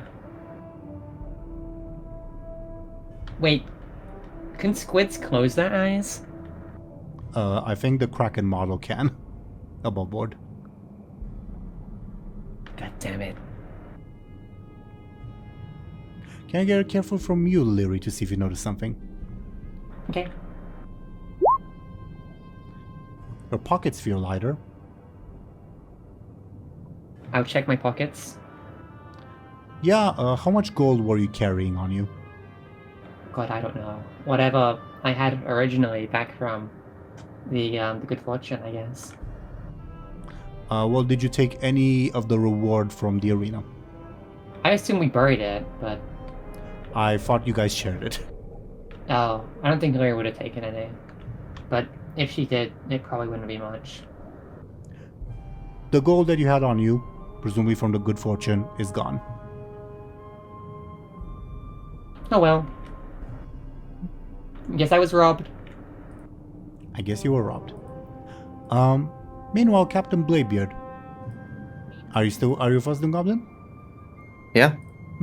Yeah, Pazika leads you to this house on the hill, and with a burst of shadow magic blows the door open, and addressing the frightened inhabitants, seemingly a family, says, "Get out or I'll make you get out." And they all scurry away in terror. As she says, "Oh, they have quite a large bed, beloved," as she takes you by the hand inside, if of course you allow it. Sure. Yeah, and DoomGoblin, feel free to stop this at any point, of course, but otherwise, what you expect to happen will happen. Can he try to like tie her down and escape? Give me a sneaky, please. It runs in the family, I guess. Wait, I might spend fate points on this. Sure, I'll say because he's a pirate lord. Sure. That will mean succeeding at a negative cost. Oh yeah. That I also need to think of for Lyri and for. Yeah. Sure. A bunch of homework for you. Mm-hmm. You can make it the same thing for all of us. Wait, what's my negative con? We have not established it yet, Zelryn. I know, but when did I get it? I don't remember. When you snuck behind the Naga. I used a fate point. Yeah, but you tied.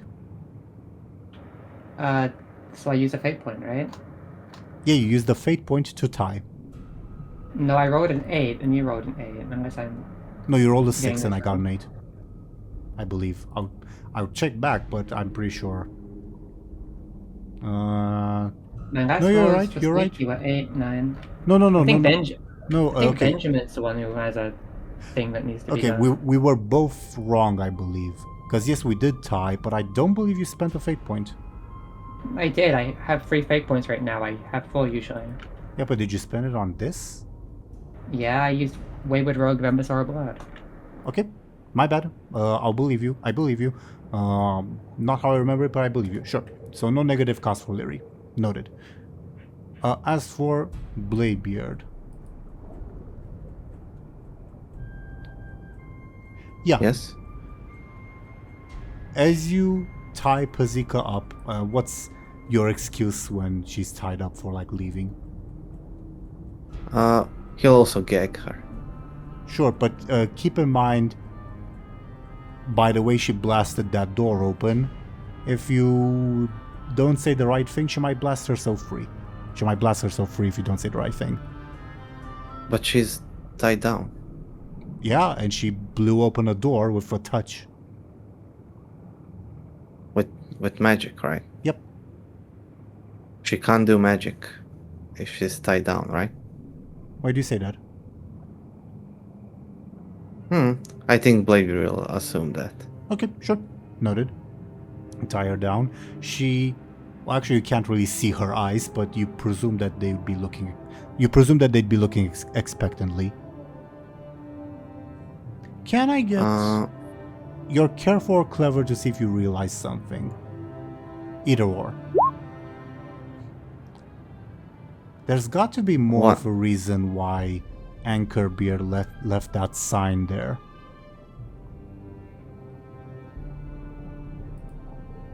As in, surely there's some good loot here. Can I see if she's carrying anything on her person? You may careful.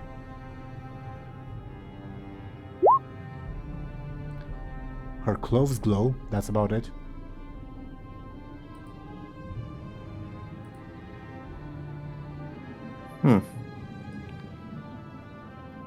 Is she one of the possible companions?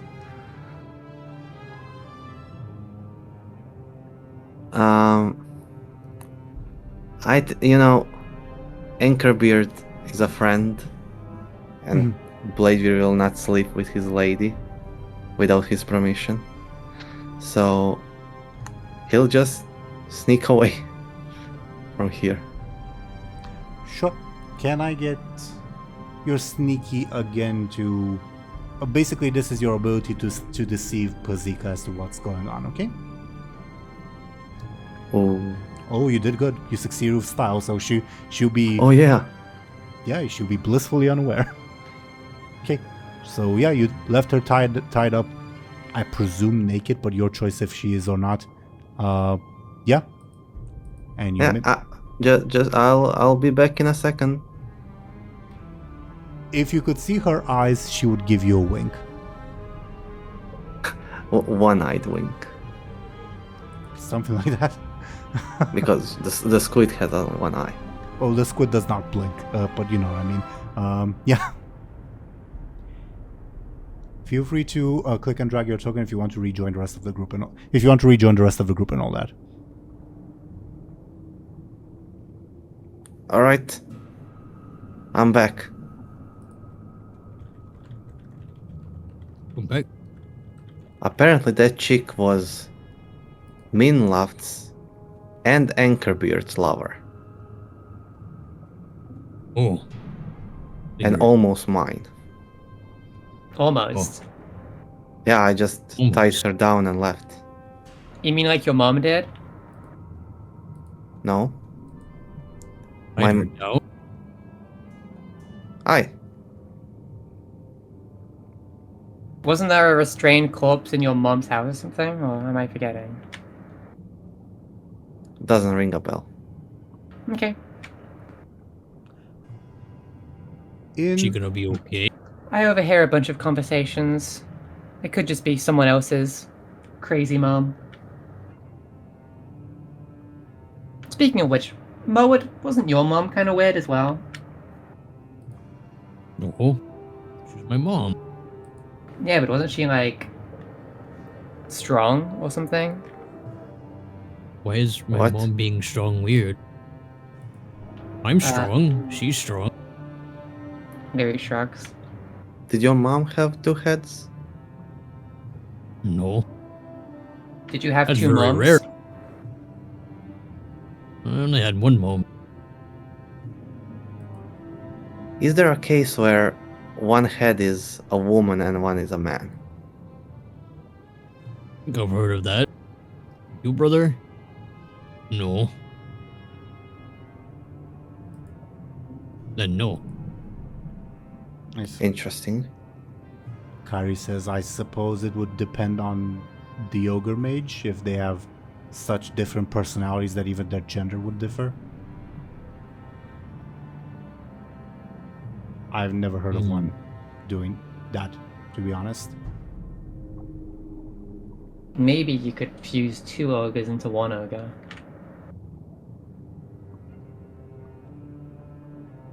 So,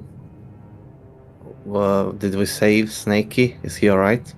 Yeah, we're carrying him back to the gardens. Not a very scary name, Snakey. He probably has a real name. All you gotta do is add an extra thing to it, like snake bite.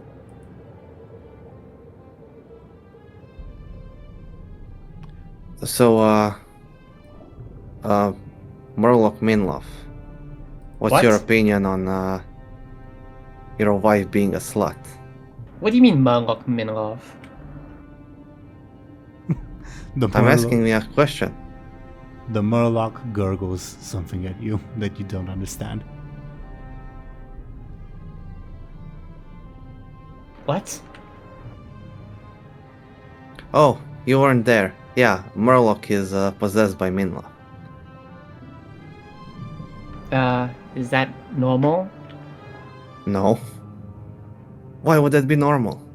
Nothing here is normal. So is he not in the pyramid anymore, or is he just Oh in the wait, if nothing is normal, does that mean that something not being normal is normal? So is he in the pyramid or not? Unusual becomes usual.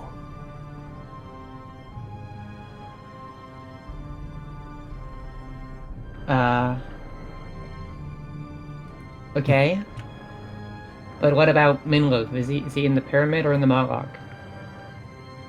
Boat? I So don't mean it's- like so it's boat. like a copy I of don't mean him? like boat, like ship. I mean like his boat in the. I don't know where is he. Where is his body, like real body, but he's also in the Murloc. That's weird. It's not weird because everything here is weird, so everything is unweird. Okay, it's normal then. Okay, I now know the negative cost I will inflict on Bladebeard. I'll save the one on Benjamin for when Thompshire is actually here. This whole time Benjamin's just, I guess, stroking his He chin. he hasn't responded, and his Discord's on sleep, so I don't know. Do you think his internet exploded? Sure. Noted. As we'll sort of autopilot Benjamin until, of course, Thompshire gets here, or yeah. What Benjamin has been doing, because obviously he's more of a talkative one. I guess for simplicity's sake, Hekala has been like showing him various baubles and stuff like that, much to his annoyance. I spent a fate point. But since I'm being honest about it, maybe I can keep it, right? What are you referring to? I have. You didn't take away my fate points. Oh, you're right. You're right. I thought No, I didn't. You're right, because you had two before. Thank you, DoomGoblin. I took it away, but we're approaching the end of the session, so I don't believe it will matter too much, if that makes sense. But I appreciate the honesty. Okay. So, in this little pause in the discussion, these two dorks will come streaming in and says, "He was just here. Where was he? Did you see him? The Dreadlord." Who? No. Oh boy, He was just it's here. one of the trolls. We heard a Dreadlord. Can dreadlords look like trolls? They can look like anything more, you little fool.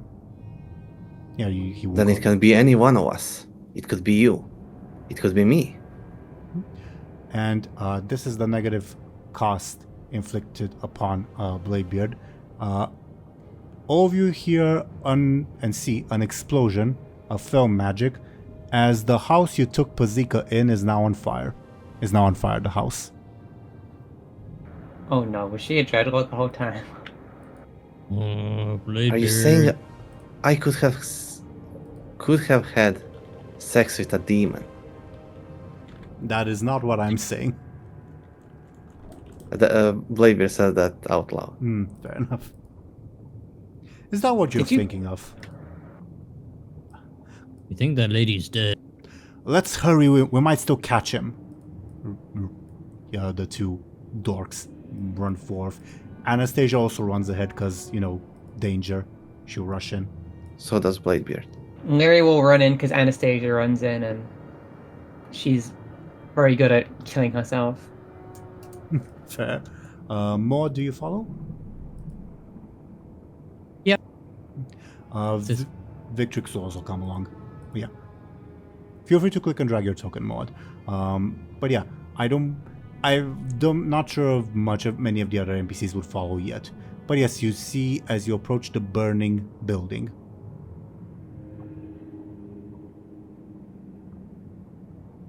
You hear, well, actually, give me a careful to see if you hear anything or notice anything or anything like that.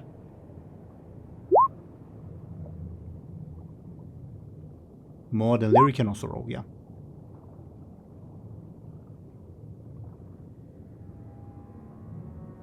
More, do you want to roll? Oh, okay, yeah. Bladebeard and Lyri, you don't notice anything. Moad, you also don't notice anything, but that's perhaps the odd thing. There should have been something if Pazika was inside.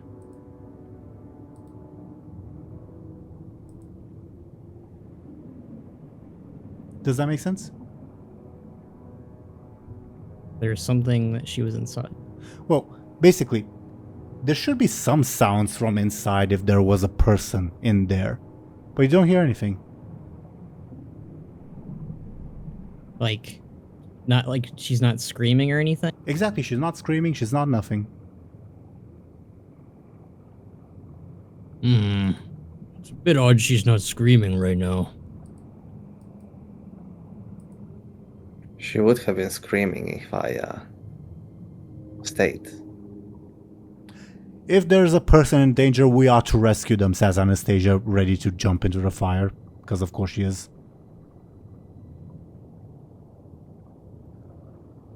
Where is the demon? Well, Fultian says, pointing at the fell fire. Well, he was clearly there.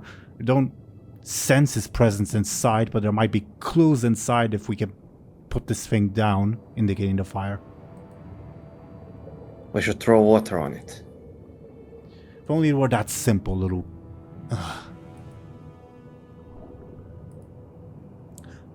I guess, going in initiative order, Benjamin is not here, so Lyri's going first.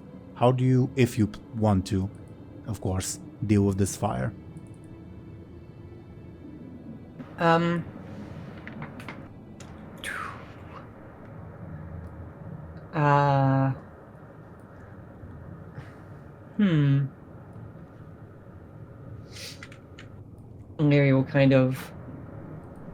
Lyri will assist Fultian, I guess. I mean, Fultian is one of the NPC companions. He's not gonna act.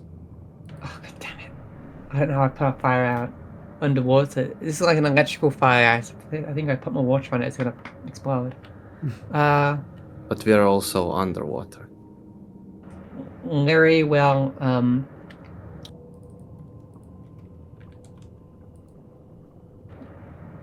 Lyri will think about it. She'll think about the logic of fire underwater and how you would deal with such a thing. This is a very confusing conundrum. Sounds like an attempt at a clever advantage. I will say, Maud, because of your careful, you are able to ascertain that you guys have 2 turns before the fire burns everything down. 2 rounds, rather. We got a bit before everything's burned. Like a minute in game time. So yeah, Zelryn for Lyri, that sounds like an attempt at a clever advantage.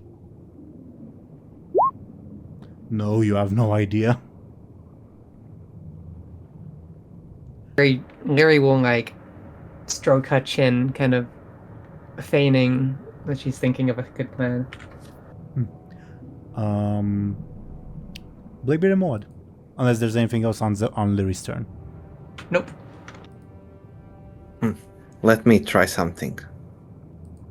And Bladebeard will try to focus all his magic and throw it into the fire and activate his stunt. Oh dear god. Oh no. Okay. How big is the radius on this thing? Basically everyone that I'm like putting around Bladebeard at the moment will be affected. Not Pazika. So everyone that's like currently cuddling Bladebeard will be affected. Good god. Okay. So let me open up that table because I don't have it on hand at the moment. Good way to potentially end the session. I love it, DoomGoblin, genuinely. Okay, so D30. Let's go clockwise. I guess starting with Lyri first. What do you all think? Sure. Okay. 17. Is it still recording? It is. Okay.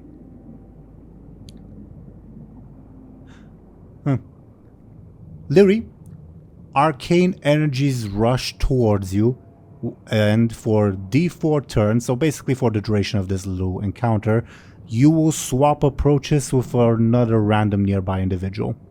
So you swap approaches with another random nearby individual. Okay. So 1, 2, 3, 4, 5, What if I suddenly 6, got really 7. buff? Crazy. I hope it's Goring. A Castilian. Gurin would have been Damn. 7. Okay. Don't quite have Castilian's approaches on hand, so for simplicity's sake, I'll make them up on the spot. Lyri, you're careful. Actually, yeah, I'll type it here. Your careful becomes a +8. Wow. Damn. Your clever becomes a +7. Wow. Your flashy becomes a +4. Your forceful becomes a +9. Your quick becomes a +4. And your sneaky becomes a +6. So Oh, Jesus Christ. I've become incredibly powerful. you've become NPC powerful, but because normally Castilian does not have access to your stunts. Okay. And Castilian now has yours. Not that it necessarily matters. Okay. Mod next. Oh wait, he has What's 0 forceful. Yeah, at the moment, yeah. He's brittle as, well, Lyri. Okay. Moad. This is slightly odd underwater. Moad, for the duration of this encounter, you'll be unaffected by gravity. What, Moed can just fly now? Well, you're underwater, so you kind of could anyway, but yeah. Now there's nothing pulling you down. Or up. So Moed could go Super Saiyan. Something like that. Let's see what happens to Fultian. 6.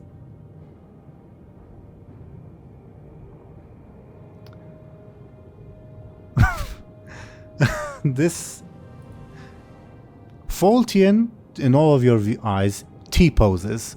He will be unable to hope for this encounter. Awesome. That, from your perspective, of course. Anastasia. Oh God. Oh no. Is that bad?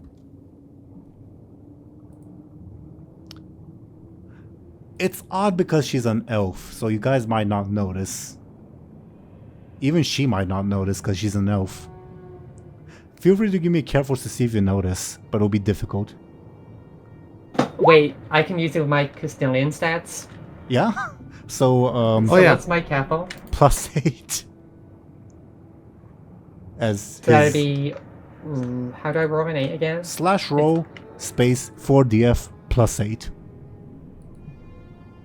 If you want, I can do it for you. Yeah, can you do it for me, please? Yeah. Okay. Mod, if you want, you can also roll. Okay. Careful, please. Bladebeard, Bladebeard may be... DoomGoblin, up to you if Bladebeard knows the effects of the arcane madness. Mod does not. I would say he doesn't. Sure. Lyri, and you're... Maybe because you're an elf, but you're also increasingly attuned with magics because of what just happened. You realize that Anastasia became 7 years older.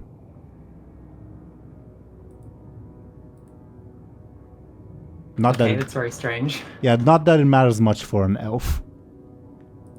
For Gurin...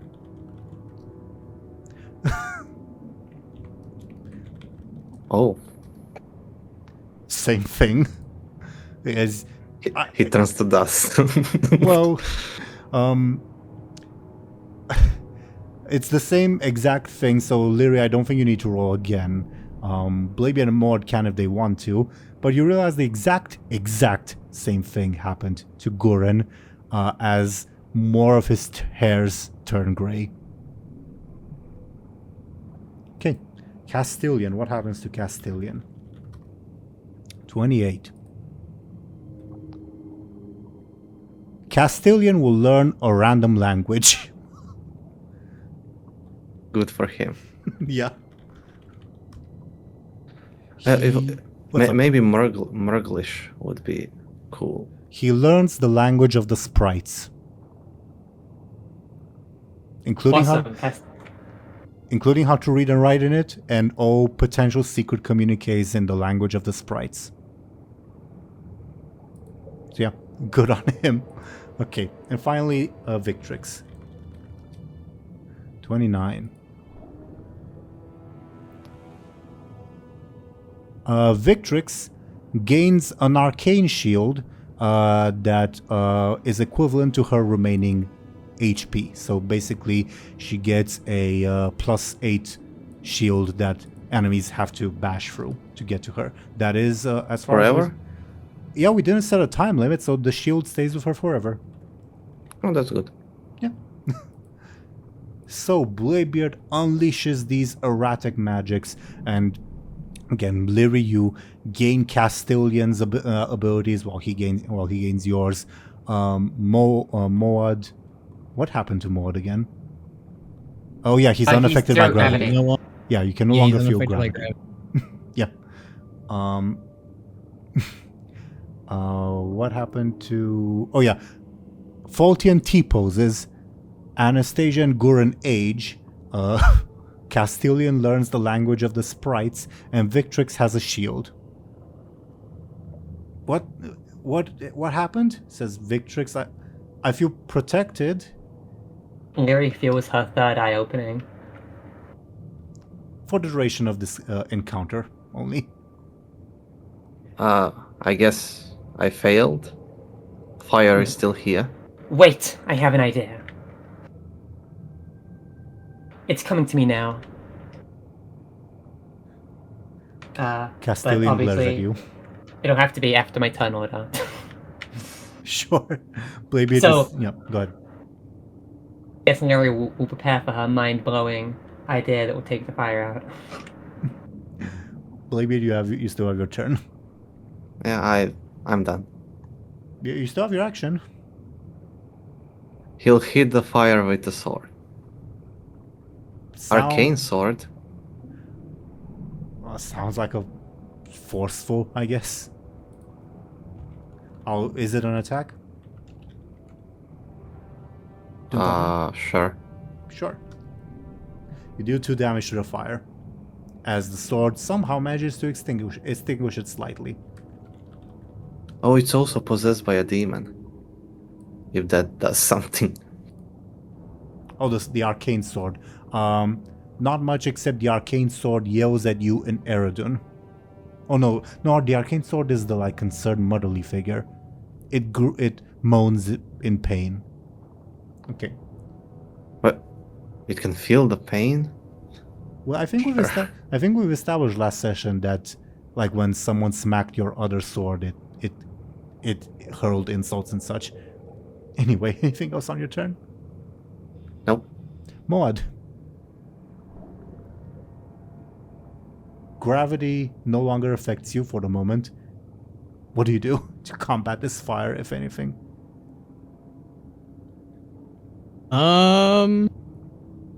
Is there anything that Moad can hold on to, I guess?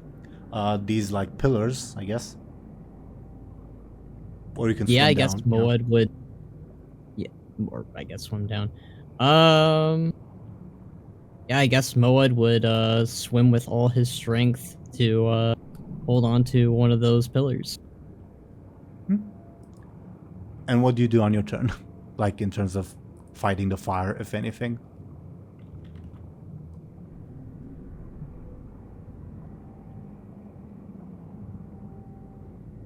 Khono? Sorry, what was that? What do you do on your turn in terms of fighting the fire, if anything? Yeah, he is a shaman. I guess he would call on the elements I mean, we're underwater. I just realized that. Yeah, Moed would use the water around them to start dousing the flames, I guess.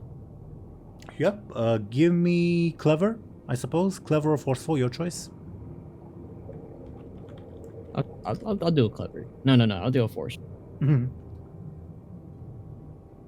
Yeah, you deal 2 damage to the fire. It will take its level 2 consequence. What's the level 2 consequence you inflict on the fire? I'll call it a power shower. Power shower, sure. Even though the water was not affecting it so far, by the fact that you're forcing the water to extinguish it, you're almost smothering the fire, having some effect at least. So yeah, good job. Okay. Anything else on your turn? Don't think so. Guren. He will hit the fire with his hammer. Sure. Give me a forceful then from Guren. Yeah, no, the fire burns him instead. As he pats at himself. Even though he's underwater, it's not quite going out. Damn, this fire's got hands. The fire gains an advantage, raging flames. Okay. Wait, is fire a character? Yeah. Yes, and it will act in the turn order. Oh, should it be then affected by my stunt? Sure. Yeah, you're right. I mean, it. Yeah, you're right. It doesn't really make sense. No, it you're doesn't. right. You're right. 16. No, I'm not. 16. Huh. I wish maybe you shouldn't have done that, as the arcane energies coalesce around the fire, and for the duration of the combat, everyone around the fire will suffer a +7 attack. So, It doesn't make sense. It's not a character. no, it is, because we're treating it as a character. But in the universe, it's not. Okay, DoomGoblin, it's your stunt. You have the final say in this particular matter. I'll say, from this moment on, fell fires, or any kind of fires that are not alive, should not be affected by this stun. Fine. Fire elementals, sure. Fell fire elementals, also sure. But this is just a fell fire, right? Yes. Okay. Agreed. All right. That was Guren's turn, unless there's anything else. Nope. Okay. For the fire, it will rage on, basically trying to create an advantage. It doesn't. Okay. Wisdom Ball is not here, neither is Benjamin. Lyri. This, for everyone, final round before the fire burns out. Okay, Lyri will kind of, with her newfound strength, she will kind of suddenly, with her also newfound cleverness as well, she will kind of... Wait, if my approach with Castilian swap, does that mean I'm temporarily smarter for these turns, or is it just that I'm more aware of how to use my environment around me? Both. Okay. You are more attuned to the magical energies nearby and the environment, but you also gain his basically cleverness for a bit. Okay, good, because I was about to pull a spell out and I was going to be, wait a minute, does Lyri even know how to use this spell? But if I'm gaining a bit of Castilian's knowledge, then maybe he will. Don't mistake knowledge for cleverness. You don't have Castilian's knowledge, just his wit, I guess. Mm-hmm. That's kind of what I meant anyway. Lyri will kind of try to, with a clenched fist, force all of the water to kind of smother onto the fire and through that kind of act, just put it out. That sounds like a clever. Should I roll for you? Can I use my judgment stun to strike through the defenses of this fire? Yeah, sure. I'm sure Castellian is very aware of the weaknesses of Felfire, so I'll use that to I'll use the attunement he's given me to kind of. Yep, makes sense. Do you want me to roll for you, or should I? Yeah, yes, please. I tried rolling before, but I didn't work. So I Okay. messed up, I guess. This is +7, so you'd use 7 points of damage, unless you want to spend fate points on it. I will spend fate points only because it's really, really funny. You also have the fire's consequence. Oh, I'll use the fire's consequence then. How much health does it have left? 14. God damn. So I'm dealing 9. Well, the fire will also use its advantage to mitigate it back to a 7. I will spend a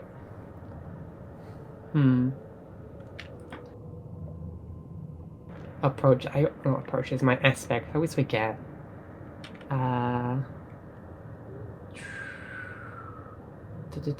Character sheets. Lyri.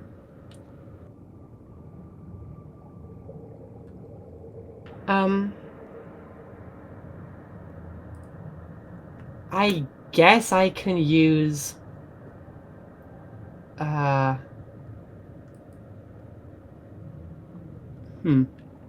Actually, I don't even know what I'd use. Never mind. I rescind my statement. I don't know what I would use in this scenario. Yeah, okay. Yeah, the fire will take its level 3 stress and level 4 consequence. What's the level 4 consequence you inflict on it? Smothered, maybe? Smothered, sure. Anything else on your turn? Nope. Bladebeard and Mod. Again, if you don't finish the fire off in this turn, it will burn whatever it's burning. I will attack it with my sword, and I guess +4 because it's a bladed weapon, and I attacked this target last turn. Well, sure, yeah. And I believe we forgot to add +2 last time, but it doesn't matter. What was your previous roll? Is it the one when you dealt 2 damage to it? Probably. Yeah. Yeah. Well, for fairness, let's resolve that one. Okay, so how would it have taken another 4 or 2 damage? Zelryn, for now, I'll remove the damage you inflicted just so we resolve things chronologically. Okay, so for another 2 damage, I guess it will take its level 3 stress, and when Zelryn inflicts 7, well, Lyri rather, I guess it will take its level 6 consequence and level 1 stress. So what's the level 6 consequence you inflict on the fire, Zelryn? Again, the crippling thing. I'll call it Power Shower Deluxe. Power showered what? Power Shower Deluxe. Oh, deluxe. Alright. I'm gonna say Bladebeard. Give me your forceful, please, if you still plan on doing the same thing. 12. 12 to a 5, 7. What? 7. 7 damage. Right. German for 7. Yeah, there's nothing I can do. Like, even if I dump all its fate points, and the fire does not have free aspects to invoke, so I can't anyway. So I guess it would be pointless. Yeah, you dispatch the fire with your magical sword and Lyri's water. Sure. Okay. And inside, we'll wrap up the session soon. I guess right after. Right after this. If you rush inside as you quell the fire, you see Pazika still tied to the bed, unmoving. Give me perhaps... Actually, no, you don't need to roll for this. Her throat is slit. I didn't do that. And? Why does every time I leave someone tied, they die? Can I use my careful to see if he's telling the truth? Who's telling it? Oh, Bladebeard. Sure. Yes. I guess it's player and player stuff, so you don't have to. But sure. I just want to use my temporary Castilian powers to be like Benjamin while I still can. Sure. Give me a careful Bladebeard. Feel free to roll sneaky. I guess this is your ability. But I did. Oh wait, didn't it's not kill my her. careful, it's Castilians. Yeah. Oops. DoomGoblin, I know you're not lying. It's and only if you want to roll. It's not necessarily your ability to lie, but also your ability to obfuscate, I guess. Zelryn, I rolled for you. Thank you. Oh wait, sneaky you said. Sneaky, please, yes. So yeah, you're able to tell that Bladebeard's telling the truth. With your expanded awareness. I suddenly feel very knowledgeable about how Benjamin feels. And you realize with that roll why the fire started, aka what it was trying to burn. Pazika's magical robes. I realize this? I think so. At the very least, all of you would see them intact in the room. These robes, they're magical. Fancy wearing a dress, Bladebeard? Sorry, being intelligent is so much to comprehend. And I think at this point, your approaches would swap back, and gravity would affect Maud again, and all of that. The crushing weight of ignorance suddenly hits Lyri like a brick. What does it do? Something. Definitely. Lyri's kind of like intelligent demeanor just is immediately shed. You're a regular Oh. poet, says Faultian. Let's bring it to the group. Maybe one of the spellcasters will want it. I don't know. Good idea. They might be able to scry its purpose. It's a smart word. I say scry. we ask everyone except for Benjamin. I don't care about his opinion. I think he's talking to, Hekala or something. I don't know. Where is he? Who cares? Let's just He's pretend with like us he in isn't spirit. here. Sure. For the interest of time, we can fast forward and say you guys ask around, unless you want to specifically roleplay it. But for the interest of time, it's revealed that the robes are enshrouded in powerful death magic, but that does not necessarily say much. And you sort of come to the realization that with like the signature, the magical signature on these robes would probably be enough to fool some of the magical defenses that you might face later on. Or they can just be sacrificed for the raw power within them on a specific occasion. So like you can say, okay, fuck these robes, turn them into like magic power for this one mega attack or whatever. Okay, I think we should keep these in the back pocket for a while in case we might need them. Not that these squid people are particularly intelligent, but this will help with our deceit. Who's keeping them? Me, I guess, because I'm the one with the least amount of clutter underneath my profile picture. You or Thompshire or Benjamin, I guess. But yeah, we're purposely ignoring him, I guess. Sure. And I suppose it's as good a time as any to enter today's session? Sure. Sure. Alright. Yeah. Thoughts on today's session, everyone? Pretty fun. We didn't die. True.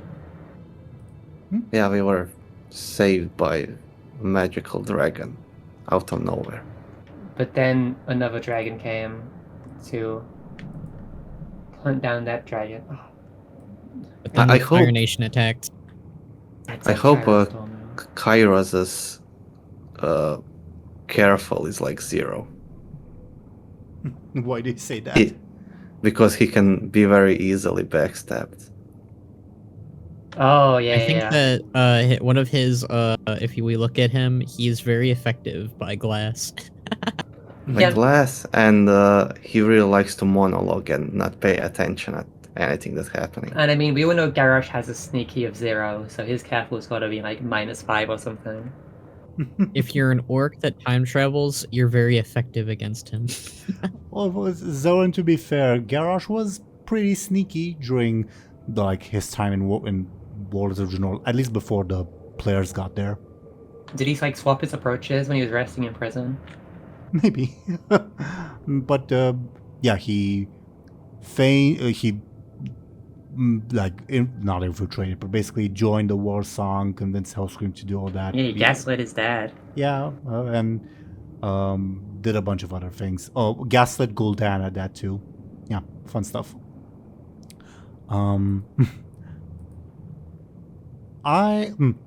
Gatekeep, gaslight, Garrosh.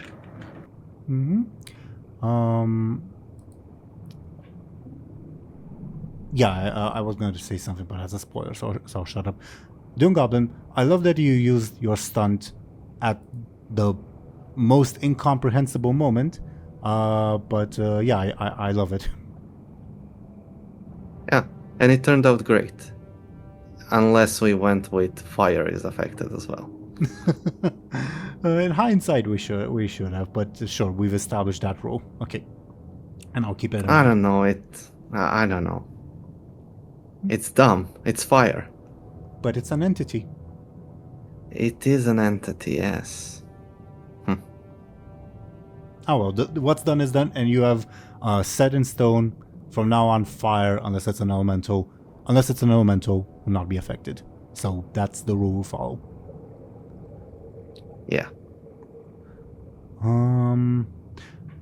I guess.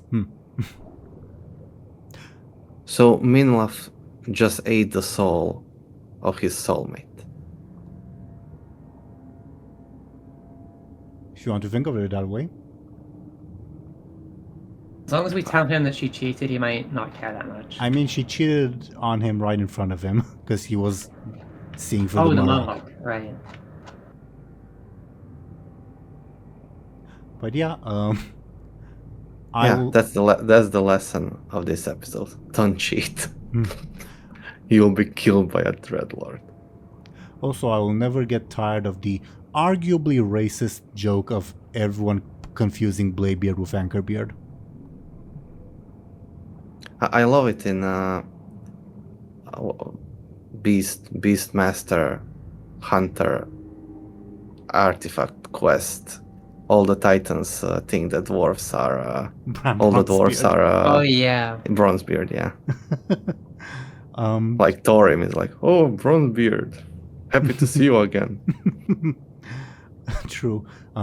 Also, DoomGoblin, you mentioned during the episode, Bladebeard's not gonna sleep with his mentor's lover or whatever.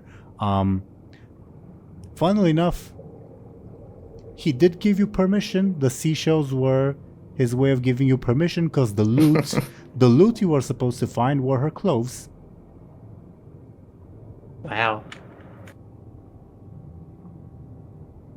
So yeah, you This could have. Anchorbeard is a scheming fellow. He is, but yeah, I guess he lost. I wouldn't say lost an opportunity because this person is over 1,000 years old, so not sure how that jives with Bladebeard's taste.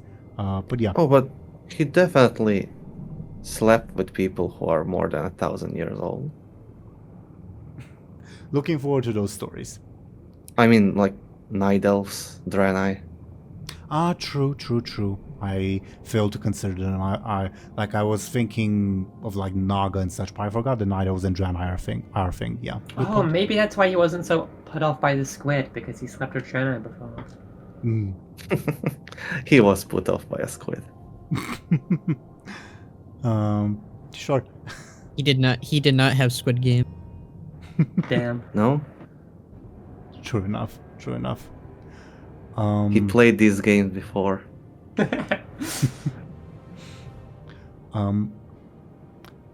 Anastasia and Gurren are both 7 years older.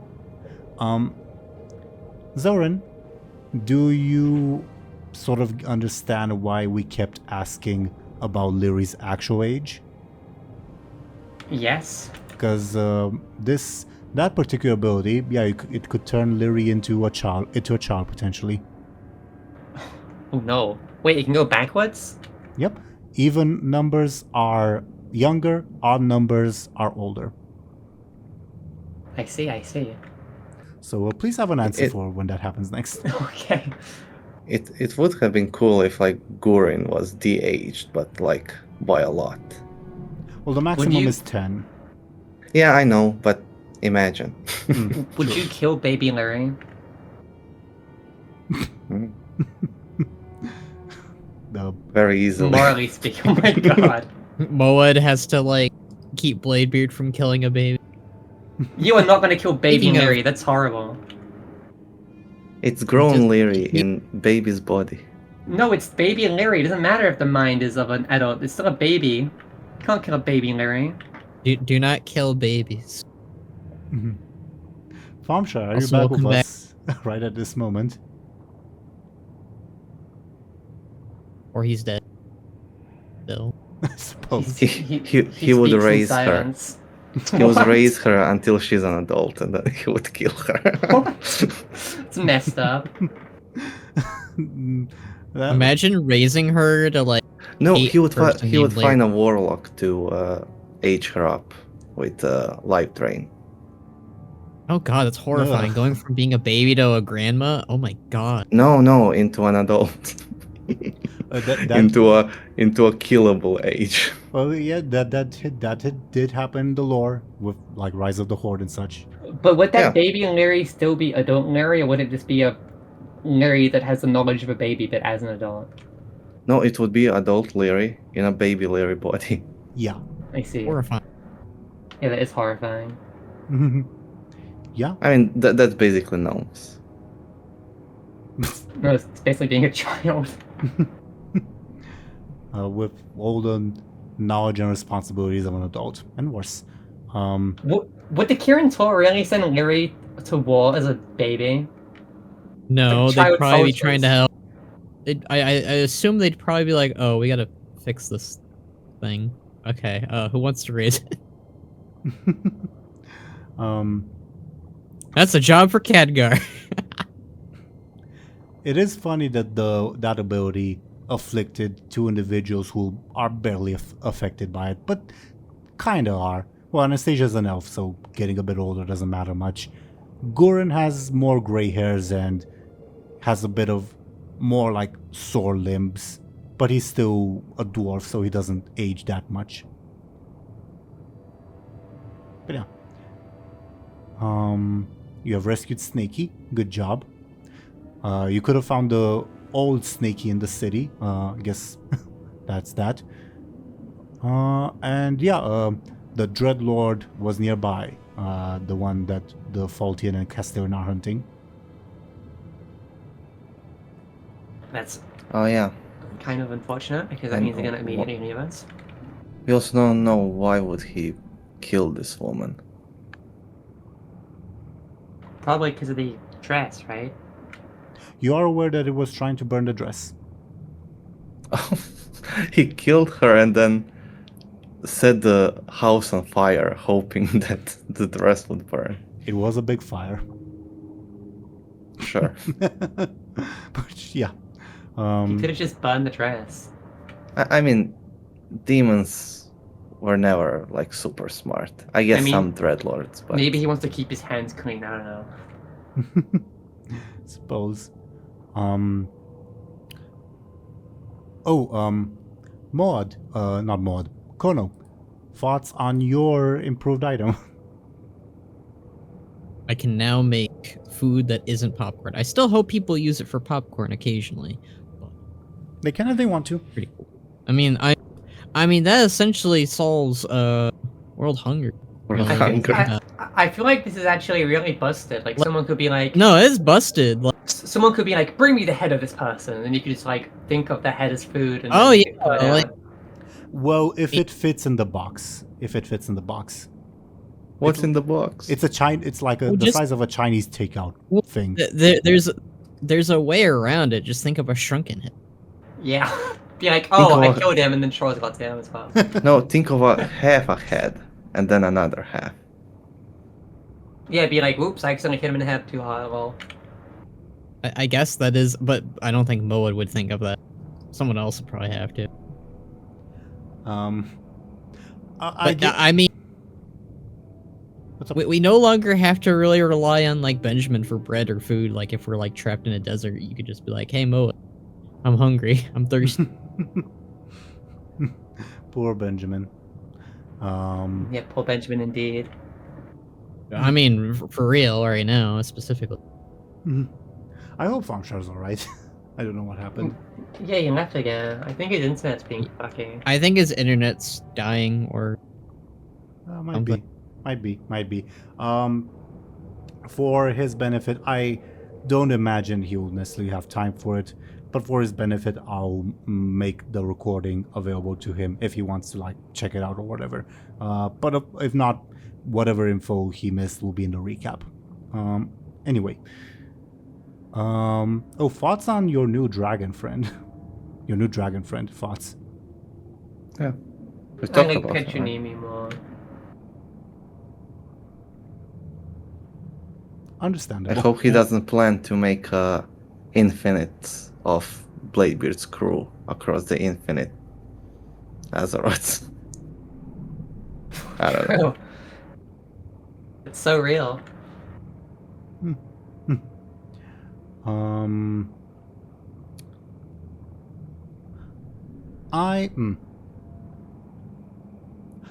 I would be curious to know Lyri's thoughts on that in greater detail, but I think that probably would be slightly spoilery, right, Zelryn? So I guess I'd better not ask. What about Kairos? Yeah, and the whole and the offer Petronimi is still owing her and all that. I mean, he said that he would also supply the offer as well, so it's kind of. I mean, if you decide to work with him, yeah. Yeah. But it's just that Kairos is kind of. We've known Petronimi for a while, so I think it's natural to trust her a bit more than Kairos Dormu. Sure. Petronimi also did give you a notebook that apparently has information on your father and how to get to the ephemeral orb. That I guess. Oh yeah. Yeah. As a sort of fake out, like, oh yeah, this is the thing I promised. This is the thing I promised you for reals. Yeah. Yeah, I did notice that. Yeah. Real Lyri heads would know that she already knows what happened to her dad. Well, there might be more info within. Anyway. True. Anyway, is there anything else that we ought to bring up for this session? So my internet decided to lag out too. Anyway, anything else we ought to bring up before we go into our shoutouts? Yeah, I don't think so. We did pretty good. We survived the worst thing that could happen. Oh, what did I get for the guessing game? I never won one of those before. You get a thing. Yeah, you get 2 advantages that you can use in whatever way you wish. Oh. They are written in you can see them up there. Yeah, the top right of the screen. DoomGoblin has 12. Zelryn at the moment has 0 because she spent a bunch last session. I spent a bunch to tear up a bunch of pans, yeah. Yeah, and Khono and Thompshire have both 2. For the viewers, in case they're confused, although I think I brought it up before, but just in case. Every week, well, every time we have a session at least, for the fun of it, I pose a little quiz to the group. Usually like asking, hey, what would this character do, or whatever, or do you remember this thing, or whatever, and the winner gets these 2 free advantages. And yeah, Khono has won the most recent one. That's why he was asking. Huzzah! Huzzah indeed. When we do our shoutouts, I could do Thompshire's thing, of course. But Khono, maybe do you want to do Thompshire's thing? Because you collab with Thompshire more. You collab with Thompshire more on his projects, so I think you may be more aware of like what's coming up for him and such. I can do my best. Okay, I appreciate it. You don't have to. If you want, I can try, of course. Okay, I don't mind doing. appreciate it. Anything else, by the way, before we go into our shoutouts? Don't think so. Going once, going twice. Okay. Well, dear viewers, thank you for watching and listening to us. I've rolled some dice in the background to determine who ought to talk about themselves, in like the order in which you should talk about yourselves.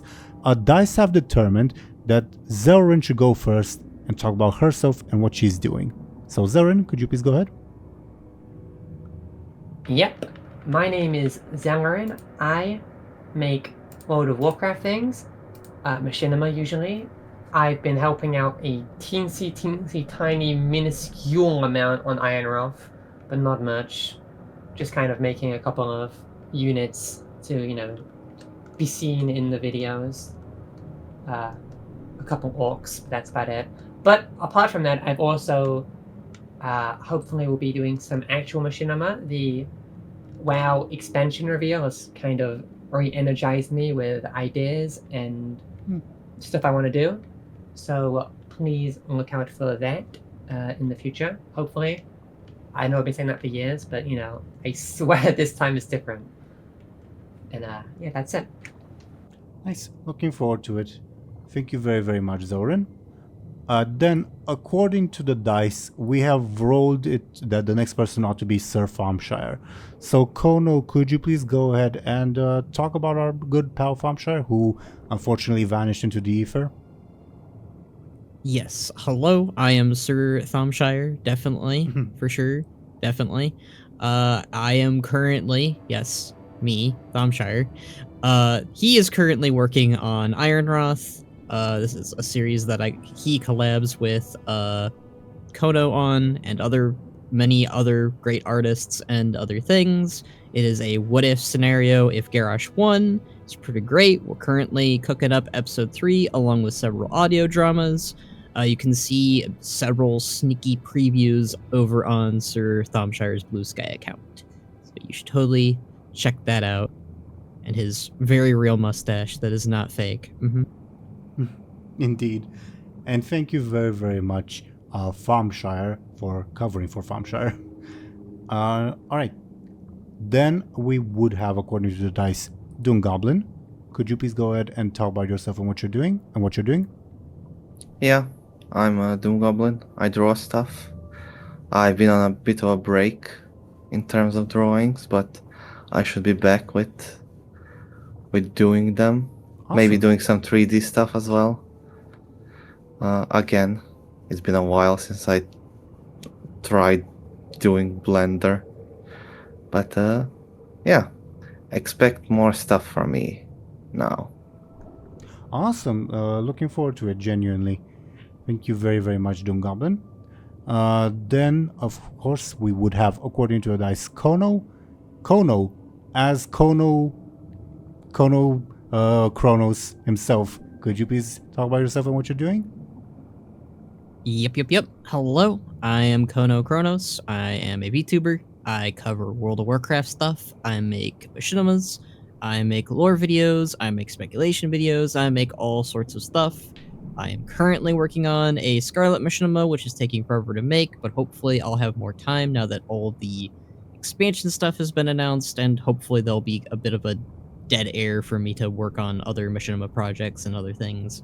But yeah, I'm working on that, and I'm working on probably some lore videos on the Midnight and the Koresh. So tons and tons of stuff. I'm gonna be a busy bee. Nice. Awesome. Thank you very much, Khono. As for me, dear viewers, I was your Dungeon Master, Game Master, Teeironor. I do this series, it's quite a lot of fun. I also do another series called Legacy of the Realm. Different group of people. Still very, very fun, though somewhat more fucked up, especially recently.